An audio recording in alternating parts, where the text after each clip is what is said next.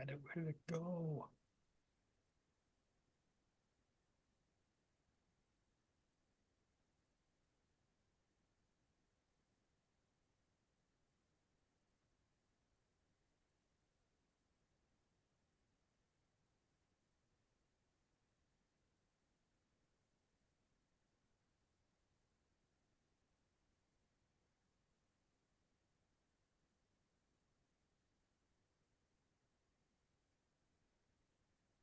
Uh,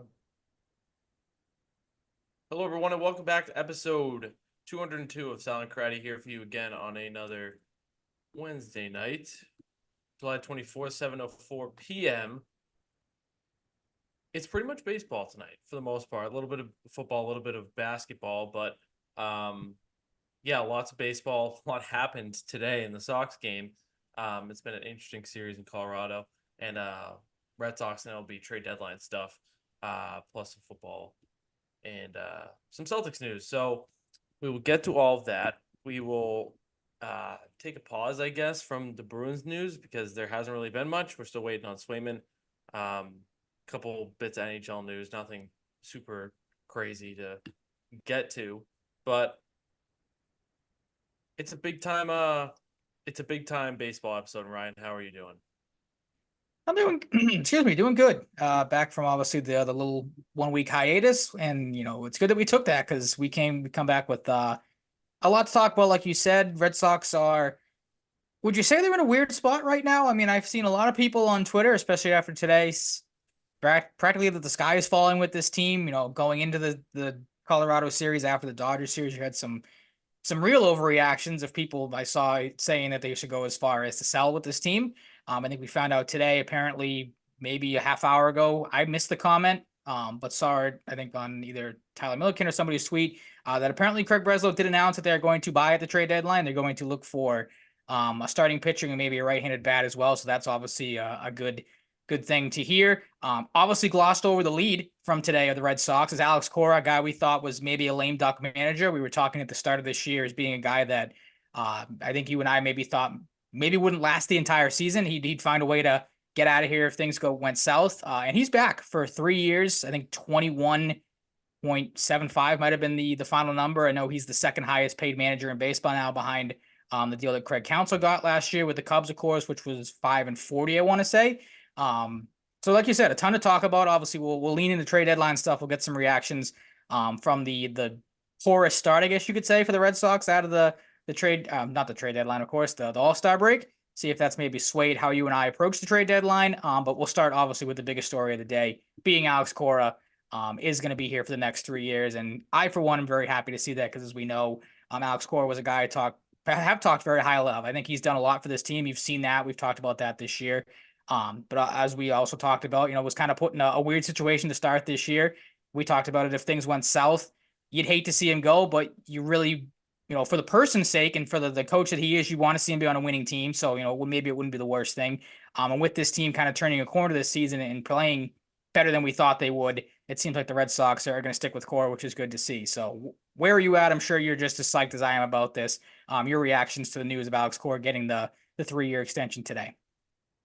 Yeah, I think it puts like a cap on a well-deserved narrative shift with him Absolutely. because whether you liked him or not, it was kind of reasonable to be like, okay, they're probably going to use him as a scapegoat if they stink, no matter how good or bad he does at his job, or he's going to say, I'm out, or it's going to be like a mutual parting of ways. Both of them kind of come together at that point.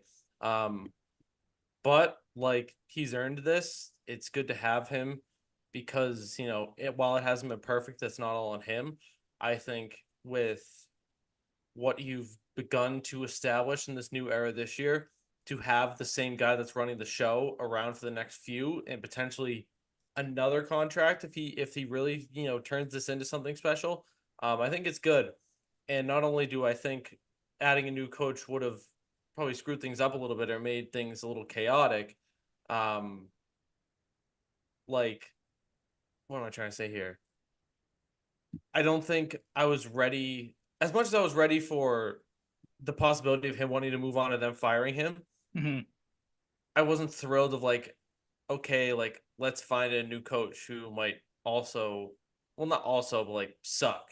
Yeah. Like what's the coaching market even like for guys that could have replaced Cora? I don't know much about it. Maybe I'm wrong. Maybe there are some interesting guys out there.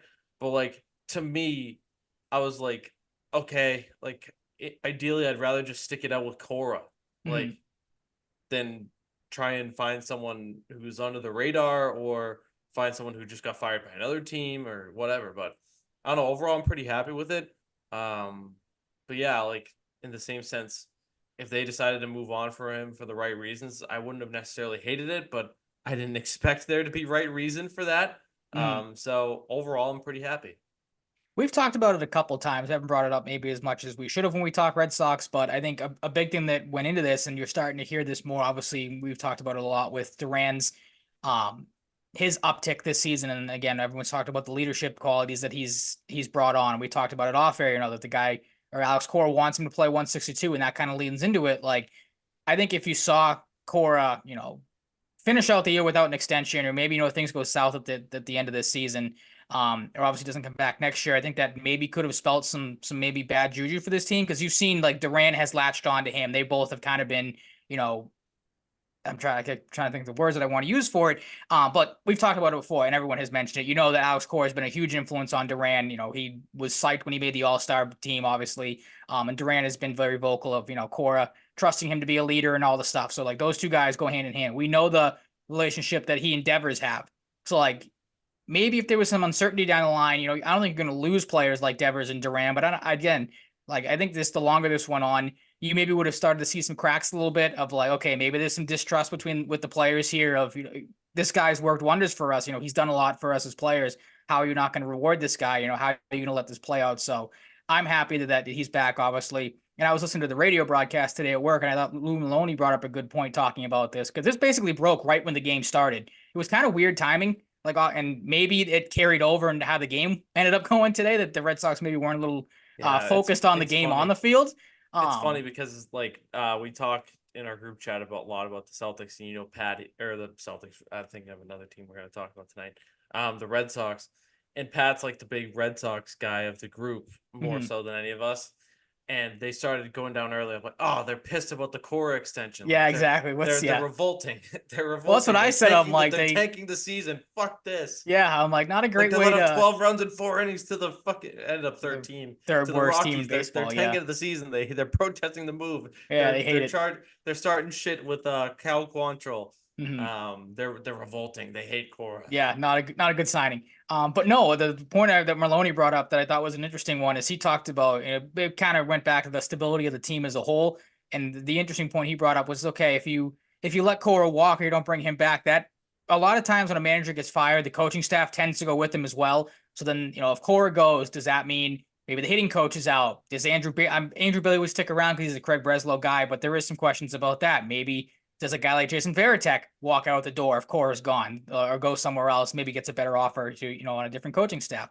So just the whole theme of stability this is now something it's not that it was a dark cloud. I know people use that terminology a lot, a dark cloud hanging over something.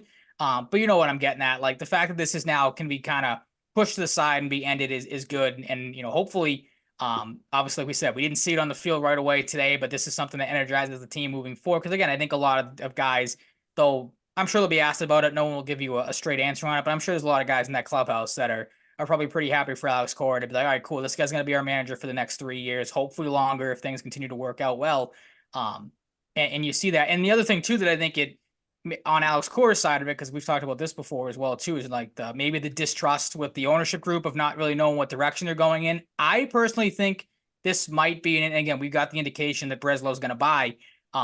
But there is, I think, some buy-in now from Alex Cora on this team and the future of this team of like, okay, you know what I mean? Like if Cora knew going into this that the next 3 years are going to be the same exact as they've been of, buying, selling, maybe we compete, maybe we don't, maybe we get lucky. Cora wouldn't have stuck around for that. We know that we talked about it at the start of the year. Um, to see him be willing now to sign an extension, I think maybe solidifies a little bit. Okay, this team's going to get a little bit more serious about being, a serious buying factor at the trade deadline, being a contender moving forward, and trying to help this team in the best way that they can. Yeah, and I didn't even see the Breslow stuff until you just brought it up, like at the start of the show. So I'm glad to see that. Mm-hmm. I still don't think they need to like as we've mentioned past few weeks or so, like they don't need to do anything like extravagant, but like you need to invest in this team. It can be smart moves, it can be tactical moves. It doesn't have to be like a Tarek Skubal or anything, or Mhm. like a Garrett is a crochet Crochet, crochet. crochet, I thought it crotchet. was Yeah. crochet. Garrett Crotchet would sound weird. Yes, it would. Um, but yeah, like just make smart tactical moves, and um, baseball can be fluky in the postseason. Maybe you make a little bit of a Get run. hot at the So right time. Yeah. we've seen Well, Red Sox teams do that before. yes, we have. Um, We've talked different about different that. times, different Yeah. times. But this is a much different mold of a team, I'd say. A Mhm. lot of youth. But I don't know, man. This team has earned it, and I think Cora getting this extension is like the next benchmark to be like, okay, like this isn't a guy you're potentially dipping on after the season. This is a guy that's going to be here. Invest in him, invest in the future, instill some confidence in the group and the fans. Yeah, And absolutely. throughout the course of the rest of this deal, and like I said, hopefully a second deal the way he's going after this one. I know it's pretty far in the future, but Mhm. like you're getting the fans back in, you're getting the buy into the team, and you're getting the Red Sox to where they need to be because they're the Yeah, Red Sox and they're absolutely. in Boston. Like, Mhm. let's For be sure. real here. Yeah, I mean, we'll talk about trade deadline stuff, of course, like we said, coming up. But kind of crazy that this is not crazy because obviously it's big news, but I mean, wasn't maybe the biggest story going into the day because there's a lot that has happened with this Red Sox team. Since the last show, kind of one of the biggest developing storylines, and I want to get your thoughts on this player because maybe this is something that affects their deadline approach as well. Is trying to figure out what the hell's going on with Tristan Casas right now. There's been a lot over the last 48, 72 hours, you could say, depending on, when the tweet started, on when he's going to be back. We have seen the date pushed back a couple times now. A lot of people thought it was going to be the start of July or maybe right after the All-Star break.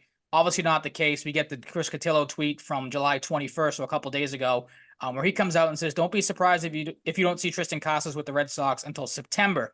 Privately, some of the organization believe he's still, quote, weeks away from being ready to begin a rehab assignment. After that, he'll need to ramp up with some built-in off days for recovery. And then, like 24 hours after that, you had Alex Cora come out and basically say, like, Casas is ready to go. This was from Jones and Mego, the WEI show. They tweeted this out last night. Said Cora on an update on Tristan Casas, quote, "He's had good days and bad days. I can tell you that after the break and he came back, the bounce back has been the best he's felt in a while. I believe we'll push the envelope probably end of weekend or early next week to add to the progression." And then Rob Bradford had the tweet as well last night saying that Casas is close to 100% and seems to be turning a corner. So I'm going to ask you, because I don't know what to make out of any of this. Obviously, these aren't like just people throwing shit against the wall hoping it sticks. These are, Chris Cotillo, Rob Bradford, well-respected people in the industry. Where are you at on Casas? What do you think's true? What do you think isn't? Because again, I don't know if anyone has the right answer right now. And obviously, Alex Cora and Casas know more than anybody what the situation is. Um, but I found it weird. Like you have the September Yeah, tweet come out, and then a it's day very later, weird. he's like ready to go tomorrow. It seems like. So I'm not gonna act like I have the answer. I just looked it up again. Cautious, the news that came out that he was hurt was around April 23rd to He's 26th. been out for a while. Yep. So you have that, and then I feel like we talked about the 3 to 9 week timetable. It Yep. wasn't around that time. It might have been a little later. So if it's 3 to 9 weeks from April, say 26th, he should have been back by now. But the 9 weeks has well passed. It's been like 12 weeks from Yeah. that date. He's been So pushing back. It's been pushed sure, back for a while now. maybe that 3 to 9 time frame came out a little like more like early to mid May. Something like I'm not trying to put like a tinfoil hat on here, but like something is very bizarre. Like even I remember us talking about like you don't see the 3 to 9 week timetable It throughout is a much. You see weird like four to timetable. Yep. six, four Mm-hmm. to six, 6 to 8, 8 to 12 out We for get the like year. 5 to 8 time to time. Yeah. Like 3 to 9 was weird, and I wasn't gonna be like at the time like, oh, this is weird. Like, are we not gonna see him for a while? I was like, when have you ever heard 3 to 9? So the fact that like we're closer to like 12 weeks now isn't necessarily surprising, but the September angle is really strange. Like, is there a setback we don't know about that they're not telling us because they don't have all the information, or is it like, okay, yeah, he's actually close. It just maybe it took a little longer than 3 to 9 at max week Mhm. timetable. It's a very bizarre situation because like seemingly anytime you see cautious, like he's in good spirits and all that, like I just would have thought he'd been back by now. It's that simple when it comes down to it. But there's like a lot of conflicting factors that make this a very unique injury recovery, Mhm.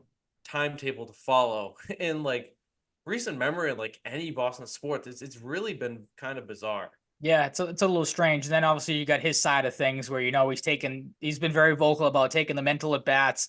There was a video of him a couple weeks ago taking, I think, right-handed swings in the dugout. It's like part of me wants to be like, dude, could you just sit down and like just recover? Don't be. I get you want to try to stay in the mold of everything and the mental at bats. Everyone's made the same jokes about that. And that's obviously not going to affect him swinging or anything realistically. But it is very weird. I wonder if the September angle of it, obviously rosters expand in September, you get 2 extra guys. So I wonder if maybe that's they're not going to rush him back. They'll roll with Dom Smith. Maybe they grab a bat at the deadline who can play first base or, an extra utility guy. And then just wait until the rosters expand and get Casas back that way in September instead of, you rush him back. Dom Smith's playing really well. He's probably the guy to go. But like, do you want to get rid of Dom Smith right now because he's played so well for you and done, He had some big pitched hits here today. and there. He did pitch today, had He a threw one, the two, most three inning. absurd strike ever. That was Did he? definitely not a strike. Yeah, that was one On of a those 36-mile-per-hour eephus that was like this far outside of the zone. that's one of those like the Yeah. umpire just everyone wants to go home. Let's get the hell out of here. Um, Yeah, that game was yeah, absurd. it was. And you mentioned one of the most absurd things about it was Cal Quantrill being an absolute idiot, barking at Reese McGuire and a lot of people on Twitter were like, "Oh, Reese McGuire got bodied." He did, but when you do those type of things, you open yourself up to get made fun of in that Yeah. way. But completely just not even remotely okay situation to be doing that in. Like it's eight It to one felt at so that point. forced. It felt so Exactly, forced. like 8-2 actually. 8-2. It Yeah, I'm felt not it giving enough felt credit. very forced. And this whole Cal Quantrill Boston Red Sox rivalry is very strange. Very weird. Um Yeah. the whole thing with the clip when he was with the Indians, maybe it was the Guardians at that Mhm. time. I didn't really look too closely. Like he's like freaking out, like clearly has some sort of hatred towards the Red He Sox. Then doesn't Devers hits a know the home run on him situation though, later. because if I can't remember exactly what it was, but like I vaguely remember that being. I want to say that was like fourth inning in a 0-0 game. He struck out Devers with like maybe Yeah, a dude. guy on Like, second base. It's like it's not like you're striking there's him out in no game 7 like. of the World Series. Like Does he take this whole thing with his dad very personally about his I don't dad know. getting lit up by David Ortiz? Maybe Like his dad being, it's got pitching the day of the Tech and A-Rod fight. a Um, vendetta. Yeah, I guess maybe this that's what it was. segue The things. anniversary that's today. Yeah, like maybe he's an actor. I don't know. Like he's trying to land a movie gig or something He's a fake tough after his guy, that's playing for career. sure. You bark Yeah, at like somebody and then go hide in the in dugout behind your whole team. Like yeah, like his team wants him to go to the fucking dugout. Like that's classic. yeah, He also just has a very smug, dick faced very look to punchable him. face. Yeah, Yeah, like he looks like the type of kid that like goes to Duke. He looks like a Duke guy. Does he Dookie. not He's look a like a Dookie. Duke guy? Little bit, yeah. He's got that aura to him. Um, I can see that. yeah, he sucks, and I didn't really know that. Like he's a Mhm. loser.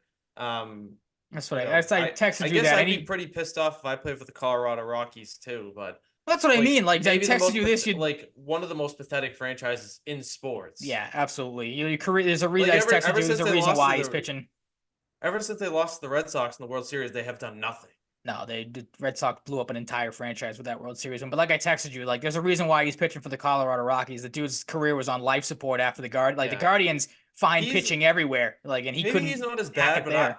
in my mind I put him in like the Tyler Clippard like environment in my brain, like that type of guy. Kind of Like bounces around really all over the really bad, place. bounces around, like not as bad as a Tyler Clippard, but like Tyler he when Clippard I was good at the start of his career, but he fell yeah, off. he Yeah, fell big off time. hard. Yep. Quantrill not as bad, but those are two names I associate with one another. But the Mhm. game was wild. I always think it's hilarious when the bullpens come in. Like, what? Why are It's you so, coming yep, in? I'm right there with you. So It's so stupid. It's pointless. the stupidest thing ever. Yeah. Like, Why okay, waste the guys, like, energy? oh, like it's not like you have enough people anyways. Let's just bring all these Yeah. fat guys over from the bullpen. It's just Like, all, and it's funny too because they're always all hauling ass to try to get in there, and then by the time they do get to it's not even the pile, the infield dirt. The thing's already over. That's why I said before, like they should just start their own fights in the bullpen and then have the dugout run out to try to stop like bullpens fight each other. That's what I mean. Like you have no other way unless it's a full on like not David Ortiz, like Jason Varitek and Alex Rodriguez, and guys are throwing punches. There's no reason. Like they should just keep the bullpen doors locked. Like you guys aren't. No, you're not going out because there's no point in running out there just to all stand around, hug each other, and then go back. Like imagine one day, the clip of like the guy running in, like the fat guy running in all awkward from the bullpen, and the pitcher's like. Yeah. Yes. Like, yep. imagine seeing that guy running. Can't remember who that was for the Phillies. Yeah.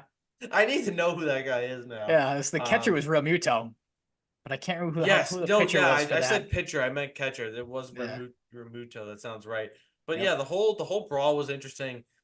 Duran being involved at a certain point doesn't surprise me because no, not in the slightest. He's like the poster boy like guy that would pop off in a situation like that for me. Mm-hmm. Him and like Pavetta, we saw like a few years ago, like Pavetta would go psycho a little bit every once in a while. Mm-hmm. I'd pick one of them two every time. I don't know if any of the young guys have it in them yet. They haven't really shown much of that psychoness. I can't really think of... is not a word.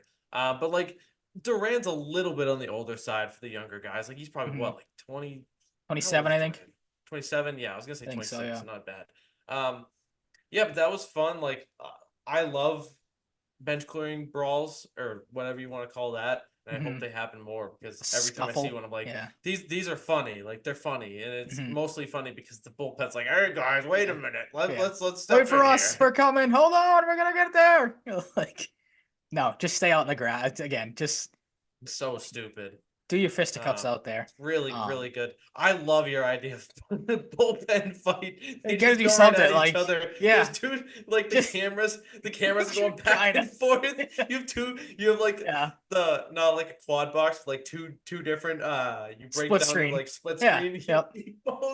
You got coaches running out to the go out there. Just imagine Alex Cora being just yelling at Andrew Bailey. Go figure out what the hell the bullpen's going. They're trying to cut back. Like Duran's trying to go into the dugout after Quantrill. Then you have like Greg Weissert's out there with somebody in the headlock. Like we have concocted something wonderful here. Yeah, we get on the phone to the MLB and be like, if you need to have a rule where the bullpens can't even leave the bullpen unless somebody agrees. It's like hockey coming out of the penalty box where two guys fight and then they look at each other like we're gonna fight again. Like one of those type of things. Somebody has to square up in the bullpen with somebody else, and then as soon as those doors fly open, it's just all out warfare. Like, oh man, that was we fixed one problem in baseball: the stupidity of bench clearing, if you even want to call them brawls at this point, because again, it's so rare. Was a punch too. I wish there was a punch. Well, he came close. I thought Duran at one point was going to go after, but Duran would have been the guy. Absolutely. There's no way that Quantrill dork was punching anybody. Yeah, if Quantrill didn't, as soon as the entire team, like we said, came over. Now that I think of it, Reese McGuire is the kind of guy I could see throwing a punch too. Reese McGuire had a legitimate gripe, had a legitimate reason to go off and hammer Quantrill. Again, like you open yourself up to that joke. He's got like a bar fight guy vibe a little bit to him. A little bit, yeah. I don't know. Any guy Cal that does Quantrill doesn't. Cal Quantrill's the type of guy to like hide behind a whole team after, Oh yeah, exactly. You say call his dad. Punched me at the bar. Yeah. Did you see what happened to me? I was trying to stand up for you after what happened to you 24 years ago, or whatever it was. Somebody runs up to him. He's like, I'm so startled. just screaming, right? But that was a joke. I mean, I startled myself. Yeah, I mean that too. I feel like was South Park just reference for anybody who didn't know. South Park reference, the pandemic. Great South Park episode. Is it the pandemic they call it, like the pan flute episode with the hamsters? It's just called the pandemic, right? It might be, episode, I think great episode, great episodes. Absolutely. But I mean, that was go next. We kind of tipped our hand to what the way they've played of late. What could that mean for the deadline? Has it changed at all? There were a couple of things I wanted to get to beforehand because there were again one other noteworthy thing, and maybe this factors into what they do for the deadline. Surprising DFA in baseball the other day. James Paxton, after he beat the Red Sox on Sunday Night Baseball, was DFA'd by the Dodgers after an 8-2 start to the year, a 4.43 ERA. Does lead all of baseball in walks. Interesting little tidbit there. Maybe that sways your decision on James Paxton. Rob Bradford had the tweet, said the Red Sox are a strong likelihood, that the Red Sox will be in the mix for Paxton. Alex Spear had this tweet either late last night or early today. I can't remember when I saw it. But said, according to multiple major league sources, the Sox have already reached out to the Dodgers to express interest in Paxton, with good reason. After all, the Sox aren't the only team that struggles against lefties. So where are you at? James Paxton could be available I don't know if he's already cleared waivers or cleared the situation, whatever it is, if the Red Sox have to put in a claim or whatever it is, because I can never remember how DFA works and stuff like that. But James Paxton, if he is going to become available, is this a guy you take a flyer on, getting up there in age, 4.43 ERA is nothing to write home about. But it's kind of one of those things where it's like, you do know what he can bring to the table. Everyone has had the same reaction of, get him with Andrew Bailey and that pitching staff and what he's been able to do for some other guys. Maybe he's able to squeeze a little bit of life out of James Paxton. Obviously, we know he's an innings eater, has been that in his career before. But there is the injury concerns. Where are you at on Paxton? Is this a guy you want to bring in, or do you maybe just want to say stick to the trade deadline, try to find a guy that way, and let James Paxton kind of ride off into the sunset with someone else? Yeah, I want to bring him in the sense of like bring him in because you can, and it shouldn't affect your deadline plans. I do wonder how much of his 8-2 record is inflated a little bit by playing fluky for the Dodgers. Yep. I think it's a little fluky. But it is an 8-2 record nonetheless. The walks are a little concerning, but like anyone can weed walks, a few walks out here and there over time. True. Yep. It's not the easiest thing in the world, but like that number can go down. That like average walk rate can go down. Yeah, like I'm in on it because it makes sense, and I think they will pursue it. And I don't think it's the worst ad, but yes, my big thing is I don't want it to affect deadline plans. Like, don't see this and be like, okay, now maybe we can just get someone for cheap as a pitcher. Like, this shouldn't affect the level of pitcher you go after. So that's where I'm at on Paxton. I mean, too many problems with it. I would take I do find it interesting that you did bring up how much is the 8-2 record realistic or not. And when you said that, I did remember that the Sunday night broadcast, they did bring up that Paxton is getting like 6.1 runs a game from the Dodgers. So like, you're going to be pretty good when you're getting that much run support. So that is an interesting little thing to keep in mind. I'm with you. I wouldn't hate it. Again, like, what he's capable of, that he, can give you 5, maybe 6 innings from time to time. And at first I was kind of on the boat of like, okay, because going into today, wasn't sure what their deadline plan was going to be. I don't think they even had one. Again, there were the reports that before today, they hadn't really picked a lane yet. Maybe I think there was a Jeff Passan article where he even said the Red Sox may look to buying and selling again, which again would have been stupid. So under that impression, I was like, okay, James Paxton wouldn't be the worst thing. You don't have to give anything up for him. So that's right up the Red Sox alley. So you go out, you sign him, and then maybe you make another minor move here or there. Now that we know they're going to be in the market to buy, yeah, James Paxton's, a nice little get if you grab him, but like Paxton's not even in the buying selling category. It's just adding. Exactly. Like you add him. Yeah. Like I wouldn't hit, because we'll get in, like I said, we're getting into the trade deadline talk in a second. We know that the Red Sox 3 biggest needs right now are most likely starting pitching, a right-handed hitter, preferably to play first base, take some pressure off of Dom Smith, and Casas whenever he comes back, if he comes back. And a bullpen arm is a pressing need, it looks like right now.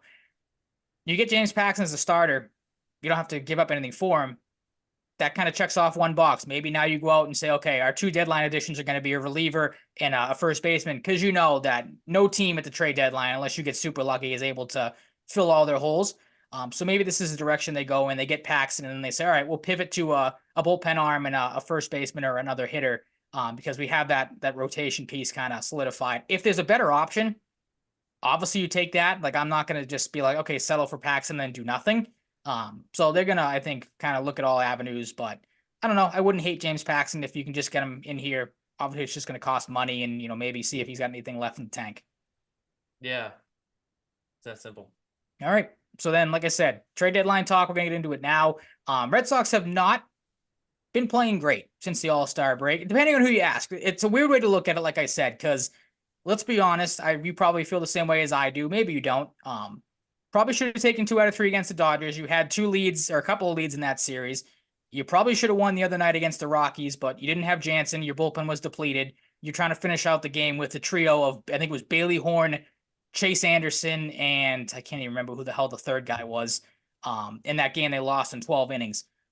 The game that they blew, what was it, 3 or 4 saves in itself. They've blown 5 saves in, the last 5 games. Currently a 1-5 road trip. Has this start to the second half swayed your opinion at all? What you think they should do? Are you a little worried going into the second half of the year? Where are you at with the play of late? I'm not wording the question the way I want to add it, but I think you know what I'm getting at. I get what you're Has getting their at, yeah. has their play, because you were No, ad before the yeah. trade deadline, or before the All-Star break rather. Have you kind of come off that at all, or where were you at? No, like it's been a little rough, but um I still go back to like this team has earned something. Like even if Absolutely. they're gonna stumble, like this stumble could have happened 3 weeks ago. You never know. Like it was gonna happen at some point. That we're gonna play squeaky clean baseball and go like 15 games over 500 probably. Um, at the end of the day, like maybe they can, but like this is a team that right now, what are they? 50? What's their record right 54 now? and 47, I think it is after today. Yeah, so like realistically, this is a team that at best I'm gonna expect to finish like 10 games over 500. Yeah, Like absolutely. I'm right there with you. so with that, you're losing games here and there. That's gonna happen. Like I still go back to this team has earned you know the ability to or the willingness from the front office in Breslow to have additions. Like and Mhm. this is not only for this year. This is a team that in the past, like big guys on the team have been like express some displeasure. Like you lose Bogarts. Like he expressed some displeasure about things before he left. Like Devers has spoken out. Like Kenley Jansen, even who's one of the guys He's who could realistically get speaking out like traded. every day. Yeah. Like you need to with it goes back to the Cora thing too. Like I said earlier, you need to start building this goodwill back. Mhm. And if you do nothing, and if you sell, whether you win or lose in the playoffs, if you make it, fans are going to be like, oh, like, why couldn't they have fucking done something? Done more, And yeah. then, unless you're nasty next year and are like, no doubt you have to add, people are going to be in the same boat and they're going to get even more pissed off. Like, Mhm. you need to establish something now where you are going to show willingness. You've shown a lack of willingness to add. You need to start building that goodwill back by adding pieces to the team, whether it leads to a World Series or not. Show that you're invested. And like I said, baseball can be fluky. Like the Sox can make it like make a run at the ALCS for all we know. Like who the hell cares? Like Mhm. just do something. Do something. And it doesn't have to blow people away, but just do something.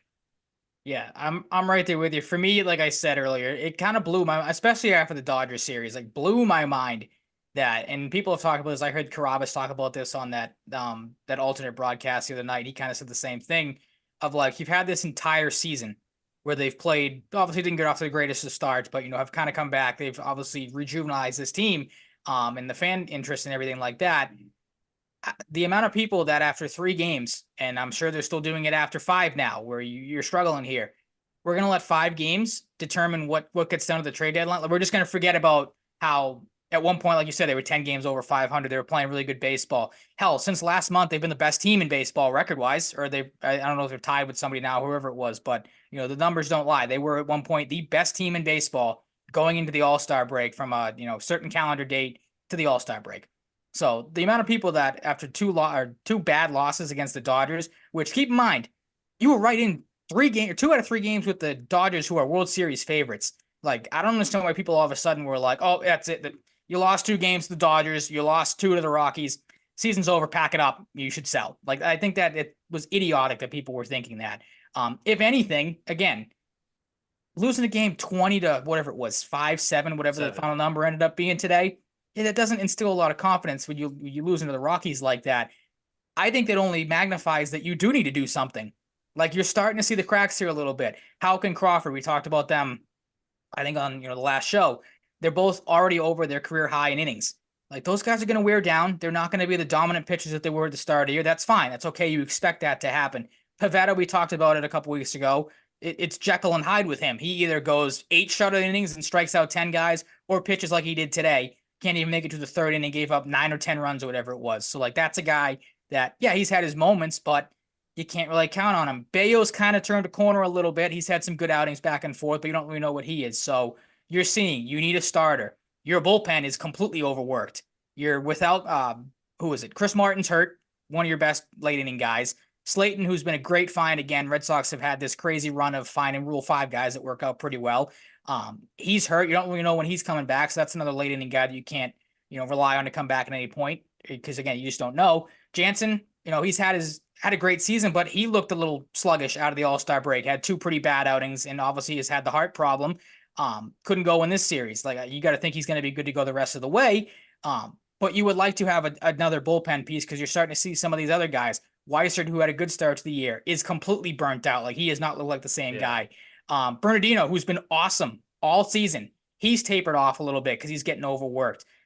Zach Kelly, who's been good, you got to think that's going to come down at some point too because he's starting to get overworked. So I'm more on the mindset of like they're going to bounce back. They're going to be fine. Wouldn't surprise me if they go into the series against the Yankees and take out 2 out of 3 because that team sucks right now. Like they don't instill fear in anyone.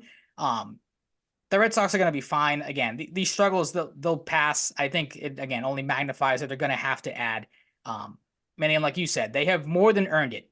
They're not going to fall off like we because I saw that too today. That people were like, oh, here we go. It's 2022 all over again where you come out of the All-Star break and you just completely go down the shitter. That's not going to be the case. They said they're going to add. You hope they back it up. As we talked about, Cora is here to stay, so that's going to bring some good vibes to the team as well. They'll figure it out. They'll be fine. And like we said, we know they're going to add some pieces hopefully here to try to help this team out because again, they need it. Like they're in a bit of a scuffle right now. They'll come out of it. I'm not worried, and I haven't been shaken by these games at all. Again, you were in 2 out of 3 against the Dodgers. If you had a bullpen, you would have at least won one of the first, that extra inning game against the Rockies. So you probably take 2 out of 3 from them. I'm not worried in the slightest. Yeah, and I'm glad you put the picture together because, like, look at the standings right now, dude. Like, obviously you have the wild card battle, but like, we know the Yankees were in a 6-19 stretch at one point. You're only, they're still in that wins. stretch. They're not. Yeah, they're playing 500 ball in the last 10 games. Like, you're how many games? Like, their Sox are 54 wins. Yankees are at 60. So do you have the standings up right now? Yeah, so like you're close to the Royals, of course. That's been like a battle for a while. How much are they out by? Sorry to cut you off, but does it update it after today? Yeah, so they're a game and a half back from the Royals right now. Okay, so it's not like again, people want them to tank the rest of the way or sell the rest of the way. It's not like these losses have piled up and you're 5 games out now. Yeah, like you're still right there. I don't know. I think for anybody who is in that mindset, it kind of like defeats your overall motivation for like wanting this team to be good. Like they might not get over the hump to do anything meaningful if they don't add. So why would you tank?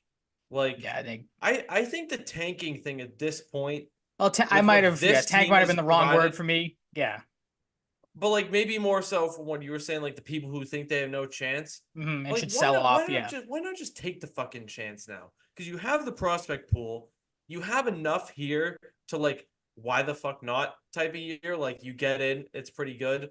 Like if you don't, it's whatever. Beginning of the year you weren't really expected to by many. By the way, that thing I sent you about the kid I played hockey with growing up in the long drive, he just won $10,000 in the long drive. Jesus, that's pretty cool. So that's pretty good for sick. him. Yeah, shout out to him. He's probably listening. I've talked to the kid so much in the past 8 to 10 years, but congrats to him. I see him at the golf course every once in a while, to be fair, but not. That next time you see him, you be like, "Hey, good job." Give him like a fist bump, hey, walk away. Yeah. He'd be like, "Who the hell who was that?" Pretty crazy to see him on the Golf Channel in the World Long Drive. Not the first guy from my hometown to be in the World Long Drive. One of my old hockey coaches, like a long drive champion. Hanover produces good golfers, I guess. Yeah. Drew's next, so Drew's just gonna have to abandon playing in tournaments and stuff now, just go for long drive. So that's what I'll tell him. But yeah, like they're in the mix. Like if you don't want to add, that's just stupid, and I'm really looking forward to what they can do because if it doesn't work out, it doesn't work out. I just want to see some investment at this point. Yeah, absolutely. And like you said, to back up what they've done this season, they have more than earned it. I think is the good way to put it. You mentioned adding. There were obviously names are starting to fly around. Trade deadline, I believe, is next. I keep getting it wrong. I think it's next Tuesday, if that's the 30th. Because the trade deadline's on the 30th this year for some reason instead of the 31st. Like it usually is a little weird there. But I digress. Tyler Milliken of 98.5. He put out an article, I believe, last week on 8 potential trade deadline targets for the Red Sox. There are a couple names that are not listed that they have been linked to. I'm not going to run through his reasoning for all these guys or the stats or anything, but I wanted to just kind of, for the people that missed it, list off the 8 names, kind of get your thoughts on maybe a couple that stand out that you wanted or maybe don't. We've talked about this before, but again, for the people that may have missed the couple of shows that we did. So the 8 names that Milliken brought up were Justin Turner of the Blue Jays, can DH, play first base and third base, as we know. Yusei Kikuchi, also of the Blue Jays, left-handed starter, something the Red Sox do not currently have, of course. Chris Bassett, right-handed starter for the Blue Jays as well. Eric Fetty, starter for the White Sox. Andy Ibanez, that's a new name that popped up for the Tigers. Can play first base, left field, and second base. Jack Flaherty, who will be the big ticket, I feel like, for a lot of teams. Starting pitcher for the Tigers. Old friend Nathan Eovaldi we talked about. I think that's a pretty obvious one if we want him back or not. Starting pitcher for the Rangers. And then another new name that popped up was Mark Canha of the Detroit Tigers, left fielder / first baseman. A lot of these guys are up at the end of this year. I think Canha, Eovaldi, Flaherty, Kikuchi, and Turner are all on 1-year deals. Guys like Bassett, Fetty, Ibanez has, I think, team control until like 2030. So that's an interesting case there. And Eovaldi has a vesting option that I don't think he's going to be able to hit because he needs to hit 300 innings between this year and last year. And I don't think he's really close to that right now. But again, rattled off a few names. Where are you at on some of these guys? I feel like you're more so in on a couple of these guys if we've talked before than you are others. So out of the 8 guys, you had to pick 2 or 3. Well, I'm going to exclude Nathan Eovaldi because we know, as I said, you and I both want him back. He is in a prediction for you later on, so I will save that until the end of the trade deadline stuff for your thoughts on Eovaldi. But a couple of these names we've talked about before, like I said, where are you at? Do some stand out more so than others? Yeah, I think a popular thing, like I like Fetty and I like Flaherty. I think a popular thing is starting to become like, could the Sox get a couple Tigers? Which I like. In a package, yep. Yeah, like Ibanez is a guy that would make sense, not a guy like, not because I think he's bad. Like I'm like chomping at the bit to get. Yeah, exactly. You're not going kind of like wake up on Tuesday and be like, idea. yeah, they traded for Ibanez. Right, but like I kind of like the Jack Flaherty, Mark Canha idea. You're not going to get like 2019 to 2022 Mark Canha when he was hitting upwards of 26 when he was bombs. nasty. Yep. But I think you're getting just like a serviceable piece. Like he kind of feels like one of those guys that like might be under the radar, but has a couple nice moments in the playoffs. Steve Pearce-esque, yeah. I was kind of thinking that the other day when I saw his name pop up. Yeah, and Jack Flaherty, like he's been a guy that's been in the rumor mill like for a long time this season. Seems like one of the better pitcher options out there. That might be like a decently pricey package, but like not like one I think the Sox should shy away from unless like the Tigers want something absolutely stupid. Yeah, that's not a teal top, Anthony Mayer. Yeah. No. But yeah, and it makes you like, how does the addition of Braden Montgomery, I wonder, affect which prospects they're willing to get rid of? Because this Montgomery kid looks crazy. There's an outfield prospect I think they should dangle now that he's here. If you want to get a big name. The Red Sox have a way. Mayer fell to them at 4. Teal falls a little bit from his consensus ranking. I saw Montgomery ranked as high as 4 and 5 in the little bit of research I saw. I saw 1 or 2 at 4. Maybe that was just mock drafts, not actual rankings. Like, you're getting all because he broke his foot too. And you got did they get Rowan Anthony in the second round? I think so. I think he was a second round pick. Yeah. Like, you're getting gems dropping into your lap. You have to get to a certain point, like we said, like you don't need to do anything crazy, but like if you need to give up someone you're a little bit uncomfortable with, not like a Campbell or anything, or give up the right guy. Like if you need to be a little aggressive to get a package like this that addresses 2 birds with 1 stone, maybe you do it. And we both are in the same mindset. I think the prime guy for that is Nick York. Is it maybe a Blaze Jordan? Is it someone else we're not thinking of? I'd go so far as to say Miguel Blaze. Like you mentioned Montgomery. I don't love that one as much. I know Blaze. People like Blaze. I know there's been a lot. I mean, the comp for a lot of people, or not a lot of people, but people have seen, Mookie, I've seen, he looks like Acuna when he's up there at times. I'm not saying he is the player of Acuna. It would be bad if that happens. Yeah. But it's on the point that Blaze. I'll say this. I don't want to give up Blaze in a Flaherty deal. No chance. Oh, not in a Flaherty deal. No. I mean, if it, it's weird. Like I don't think you wouldn't have to, because again, Flaherty's a rental. Like you're not giving up that type of player for a rental. But if one of these controllable guys, and I'll spoil one of my predictions right now, I don't think I don't think Scoobles get moved at all, whether it's to the Red Sox or just in general. The Tigers have to start building at some point. They have to have something to build around, Right. and he is the Glad you perfect said that. guy. And I feel like you just don't trade the Cy Young candidate who's probably going to win it in the middle of the season. Like, unless the Imagine if Tigers they just really traded want into to, the NL too. What if he got that like traded to the Dodgers, or I don't know if that'd the be Phillies wild. would have The a Dodgers are market in for on him him. too, so they've checked in. I mean, the Dodgers Um, are in on yeah, everybody, exactly. so Like they're in on. I saw um, Rosarania the other day too, like because they need more they don't even outfield. need him Yeah. really, do they? Um, I mean they could use another bat. I feel I've heard people say, but again, like I don't know. it's a embarrassment of riches on that team. Um, what was I saying? Oh, on screw. Yeah. I don't think that the Red Sox are gonna be on Screwball or anything like that. Um, but if a controllable pitcher Speaking comes of up, like speaking I of wouldn't. Pat, shout out to Pat. He told me before the season, Scooble plus 1600. I didn't take it because I overthought it and didn't Mhm. want to jinx him because I'm a stupid Did asshole you and pick didn't him on take the him. show though to win Cy Young? I feel like you had Screwball for No, I might something. have had him as a sleeper. You might, yeah, I because think I took Burns. okay, yep, yeah, I had Burns Burns could and I win it had too, but I think Scooble's still the favorite. So yeah, because I was remembering back the other day, or trying to remember back, and I'm like, I know you and I both had American Central pitchers for sleepers, and I had Joe Ryan why because did I I do that? Why did I think I was gonna jinx a future? Like I'm such a fucking yeah, idiot. I don't Um, know. I would have one hell I of a don't know, future to hit man. on though. I love overthinking things that don't need to be I'm overthought. right there So with you.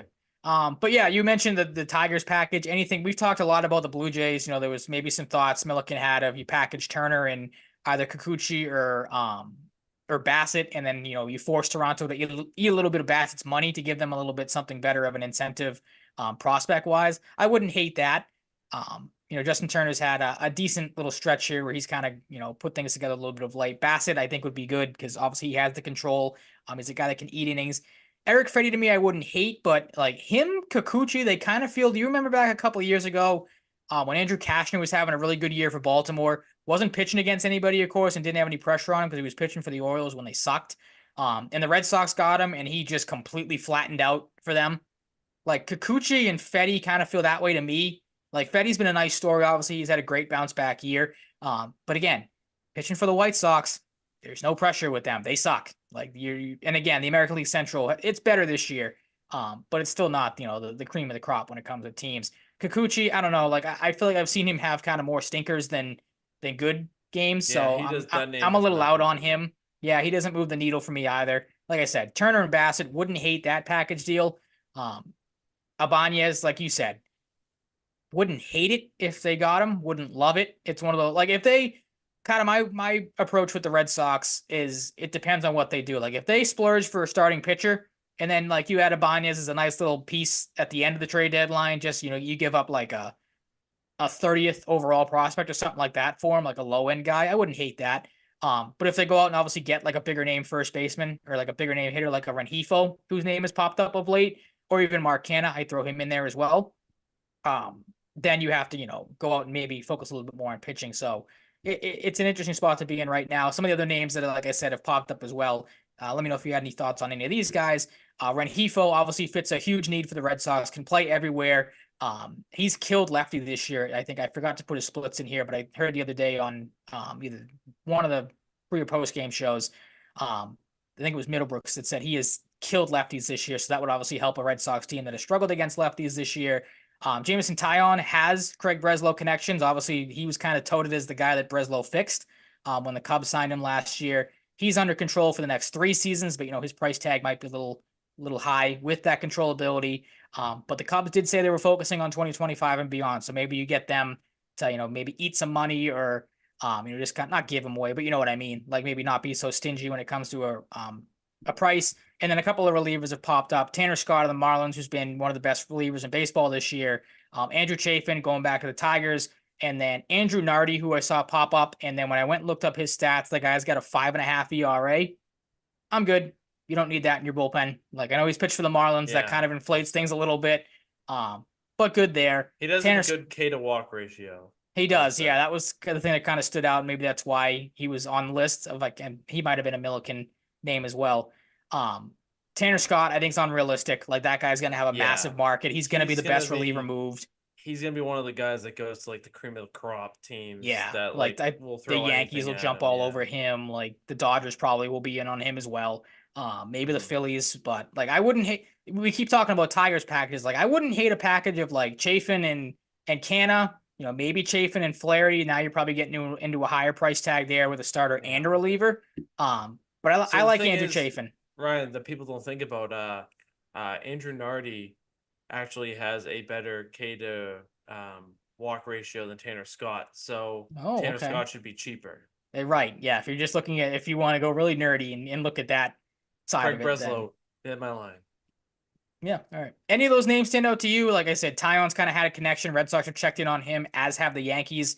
Renhefo, I feel like his market might be big, but I don't know if the Angels really want to get rid of him or not. And like I said, the relievers kind of take it as you will. Any of those guys do it for you, or is there maybe a name that I'm not thinking of that you've kind of had in your back pocket, maybe that you have thought about? No, there's one I'll mention.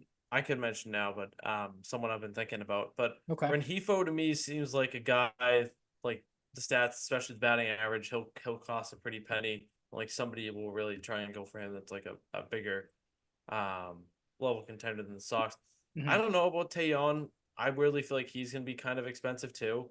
I saw somebody Tanner say Scott's gonna be very expensive. he'd be a boring option if you trade for Tyon, which I'm like that's kind of rough on Not the guy. Like really. he'd help the team obviously a lot, but I like just again, like not the for the sexiest of Red Sox names, but sake too. I don't know if they're gonna want to commit 3 years to him, which fair. they would Yep. have to. Um, Chafin sounds good. Like that just adds another name to the Tigers pool. And I'm all set on Nardi. I don't care if he plays for the Marlins. I don't want a Yeah. 530 reliever. Mhm. I guess I'll get into my things because like we'll kind of couple this in and then go to like your predictions stuff too. My predictions aren't as verbose, but a name I've seen out there is Michael Kopech, and I don't know if the Red Sox would reunite with him, but I'm thinking of him as a guy around the league. Michael Kopech screams Yankee to me.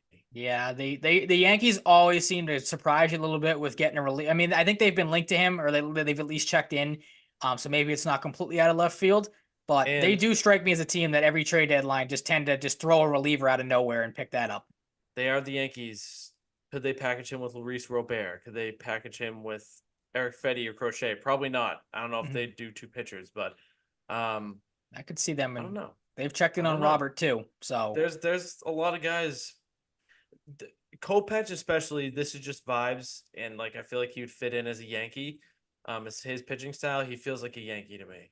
okay, that is an interesting prediction because he's not a guy. Again, there's been a little discussions with him. I feel like not maybe as much as you would think with a caliber of arm that he is, but wouldn't surprise me. That's a good prediction. I like that. I won't do my other two predictions yet, but because they go hand in hand with a couple of yours, so Okay. we'll circle back on that. All right. Yeah, I mean that's like I said, pretty much it for some of the names, like Red Sox related stuff, what we think they're gonna do, what we want them to do. We've kind of touched on that, like I said, and you feel the same way as well.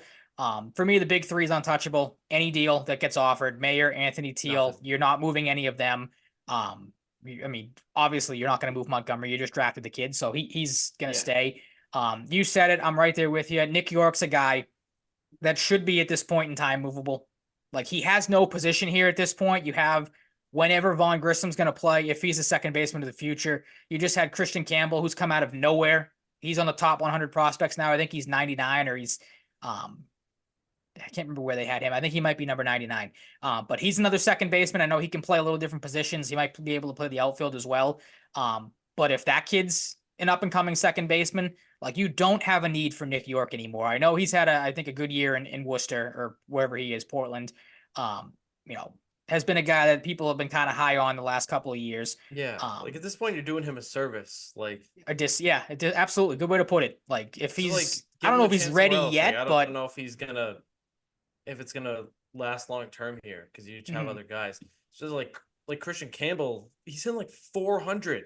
Yeah, he's had an insane year, and again, he's a guy that's come out of literally Crazy. nowhere, not nowhere, because I'm sure they had high hopes for him, but he has Also, burst onto the scene. quick shout out. D'Angelo Ortiz did get drafted by the Sox. We were talking Yeah, about Montgomery. mhm. Shout out to Shea Sprague, Hanover, Massachusetts, drafted in the 13th round by That's the right. I Sox. forgot your yeah. Pitcher out of North Carolina. Hanover's just a big sports town, I guess. I guess. Shout out to Yeah. Shea Sprague. I don't know Yep. the kid personally, but good for hmm him. Yeah, but I mean, like I said, I'm right there with you, like Nick York, and it is an interesting point that you bring up because I don't know if they feel the same or would feel the same way or not about the disservice thing.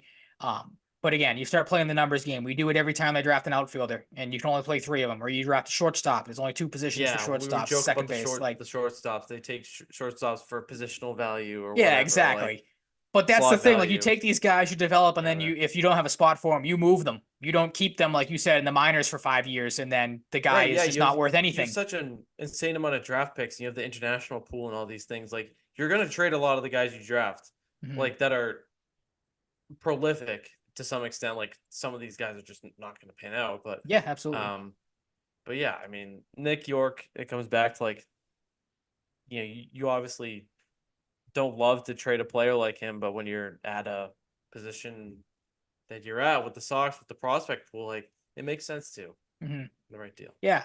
I kind of alluded to it as well. I know you disagree with me here, but if they again, let me press it, whatever the word is, by saying I don't think they're going to do anything crazy. Like I don't think they're going to be in on Scooble. I don't think they're going to be in on Crochet, any of those type of guys. I don't know if there's any other, big name controllable young pitchers that have popped up of late that, maybe teams think the Red Sox might go after.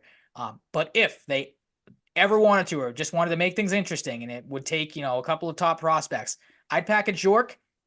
I'd package Miguel Bleis. I really would. I would dangle him just to see what the interest is. Because again, it feeds into you just drafted a kid who's Montgomery is in the top 100 prospect. I think he's in the 60s. So there's another outfielder. You have Anthony. There's two outfield spots that are filled.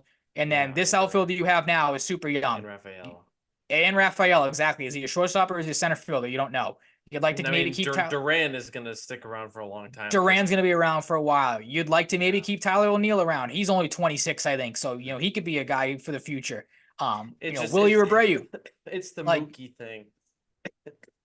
the It's the comparison. Mookie thing. Yeah. He is Mookie. The Mhm. way he swings the bat, he is Mookie, and All he's right. got high upside. I just That's why I said I ah dangle him. Like, ugh. if just to see what's out there, what the interest is. Because he's a guy that's been banged up. So maybe he doesn't have as much trade value as I'm thinking he does. But Yeah. again, like if you call up the White Sox just out of curiosity and you're like, hey, what's it going to take to get Crochet? And they're like, we need Blaze, we need Nick I York and mean, something else. yeah, Like, no done. doubt if you can get Crochet, but like I don't know, it would just bum me out to see him traded and Yeah, then like yeah, turn into I something feel you. Yep. else. I feel like a lot of people Yeah. would probably share that same mindset as you do because I'm sure there's a lot of people out there that feel the same way. And Like you look at Miguel Bleis and you're like, we do kind of have our Mookie look-alike with Rafaela at times. yeah, So absolutely. Yep. yeah. It's a So trio. It's him, Betts, and Bleis all look very similar, stand he had very similar a at the plate, swing very he had a similar. couple doozies today, Rafaela. That was Mm. tough. But Yeah, not great. Again, they the just outfield and the infield did not have a good day in you general. said it. They just were pissed that they re-signed Cora and didn't even want to go out there and play the Yep, game. revolt. Yep. That's what it is. Duran hitting the home run was awesome too. So It was. Yeah, that was like the one bright spot in the game is you kind of got a little FU moment. And then of course, like we talked about it did off air, the Rockies taking out Quantrill right before McGuire was supposed to come to the plate. Like, you bitches. Come his on. home run swing kind of reminds me like it has a little bit of the Jacoby Ellsbury hop and motion to it, Yeah, a little bit. Yep. It's a good which comp. I love. Jacoby Ellsbury is one of my favorite swings ever. I Mhm. love the little hop he would do. Yeah. Like we talked about this, it'd give It's him like a like that extra boost towards the 5'9" bases. guy. Yeah, he had to. Yeah, he's got to put everything Woody into it. Woodpecker, like Yeah, going to absolutely. first base or Um, Roadrunner, not really Roadrunner is a better example. mhm, for sure. But yeah, for me, like again, we do this with the Patriots in the draft. What we think they'll do, what we want them to do. The want is obvious for me for the Red Sox. It's Eovaldi. Like you go out but the problem with Eovaldi is Texas hasn't decided if they want to buy or sell yet, even though they're like 7 games out of the wild card spot. Like you should be selling. I know you just won the World Series, but like bite the bullet. You're not in it. Let's be realistic. Like go get Eovaldi, bring him back here. Obviously you know what he does, what that would mean for the fan base. Um, Maybe like I'm kind of iffy on Justin Turner. I'm more on the like nostalgia side of Justin Turner. Again, bring him back because you know what he can do for you. I would have to assume it would give you a massive shot of energy getting him back in there. Great locker room presence guy for the clubhouse and everything, and maybe a postseason run. And like I said earlier, I would take Chafin. He's a guy that gets dealt every year. You look like you have something to say. No, I had to I respond to a funny text real Okay, I quick. didn't know. Like, I didn't know if you had like a news that broke or something. You were gonna be like, well, don't get No. your hopes up for this guy because he's gone. But Knowing yeah, that, Now that you mentioned that, someone's gonna get traded after the show. Legit. Yep, it's gonna happen. Yeah. Like we can never get one on the air. What I think they will do though, we talked about it. I wouldn't hate them taking a flyer on Paxton because again, you don't have to give anything up for that except money. And it's not even a lot of money. I think Middlebrooks on the broadcast last night said it's like the league minimum at this point because he got DFA'd. So wouldn't hate that. I wouldn't hate Jamison Tyon again because there is the Craig Breslow connection. I think there's a fit there. Obviously saw something in him last year to bring him to Chicago in the first place, and he pitched pretty well for him. Wouldn't hate Mark Hanna. Like that again. That's a guy that I feel like he'd be cheap, and there is literally no reason for him to play out the year in the Tigers. He's a free agent at the end of the year. He seems like a guy kind of fits in like the Tommy Pham role. I feel like he gets dealt at every trade deadline or gets moved at some point, being Mark Hanna. So why not keep that trend going? And then a lesser bullpen arm. Like didn't really have any names that came to mind. I was just looking like again at the Cubs because they said they were gonna be sellers. Like Mark Leiter Jr. bullpen arm, just kind of to have. Full not disclosure, don't know who that is. He is the son of Al Leiter. I don't know if you know who that is. I do. I sure do. Okay, all right. There you go. Wait, so isn't Jack Leiter's like Al Leiter's nephew, right? Yeah. Either nephew or son. It's got to be nephew, right? Maybe, I don't know. Kind of old. It might be nephew. We got to look up the Leiter family tree at the end of the show here. Al Leiter, great lefty. Great lefty. Yep, great in the baseball video games too, low key. Very good in the show, yeah. Yes. But yeah, like again, I don't think they're gonna trade for 3 guys because again, I think it's so tough for any major league team to address all their needs at the trade deadline. But why not go crazy? Again, you clearly need a shot in the arm right now. Go out and address it. And the other thing too, because this is something that's starting to bug me a little bit. Again, I can't be too mad because they are officially going to be buyers. It looks like, or according to Craig Breslow, again, he could walk that back, so we would hate that. But just because the trade deadline is the 30th, doesn't mean you have to make a trade on the 30th. Like again, you're starting to see the bullpen falter. The rotation has not been great out of the gate. The offense has stunk against lefties all season.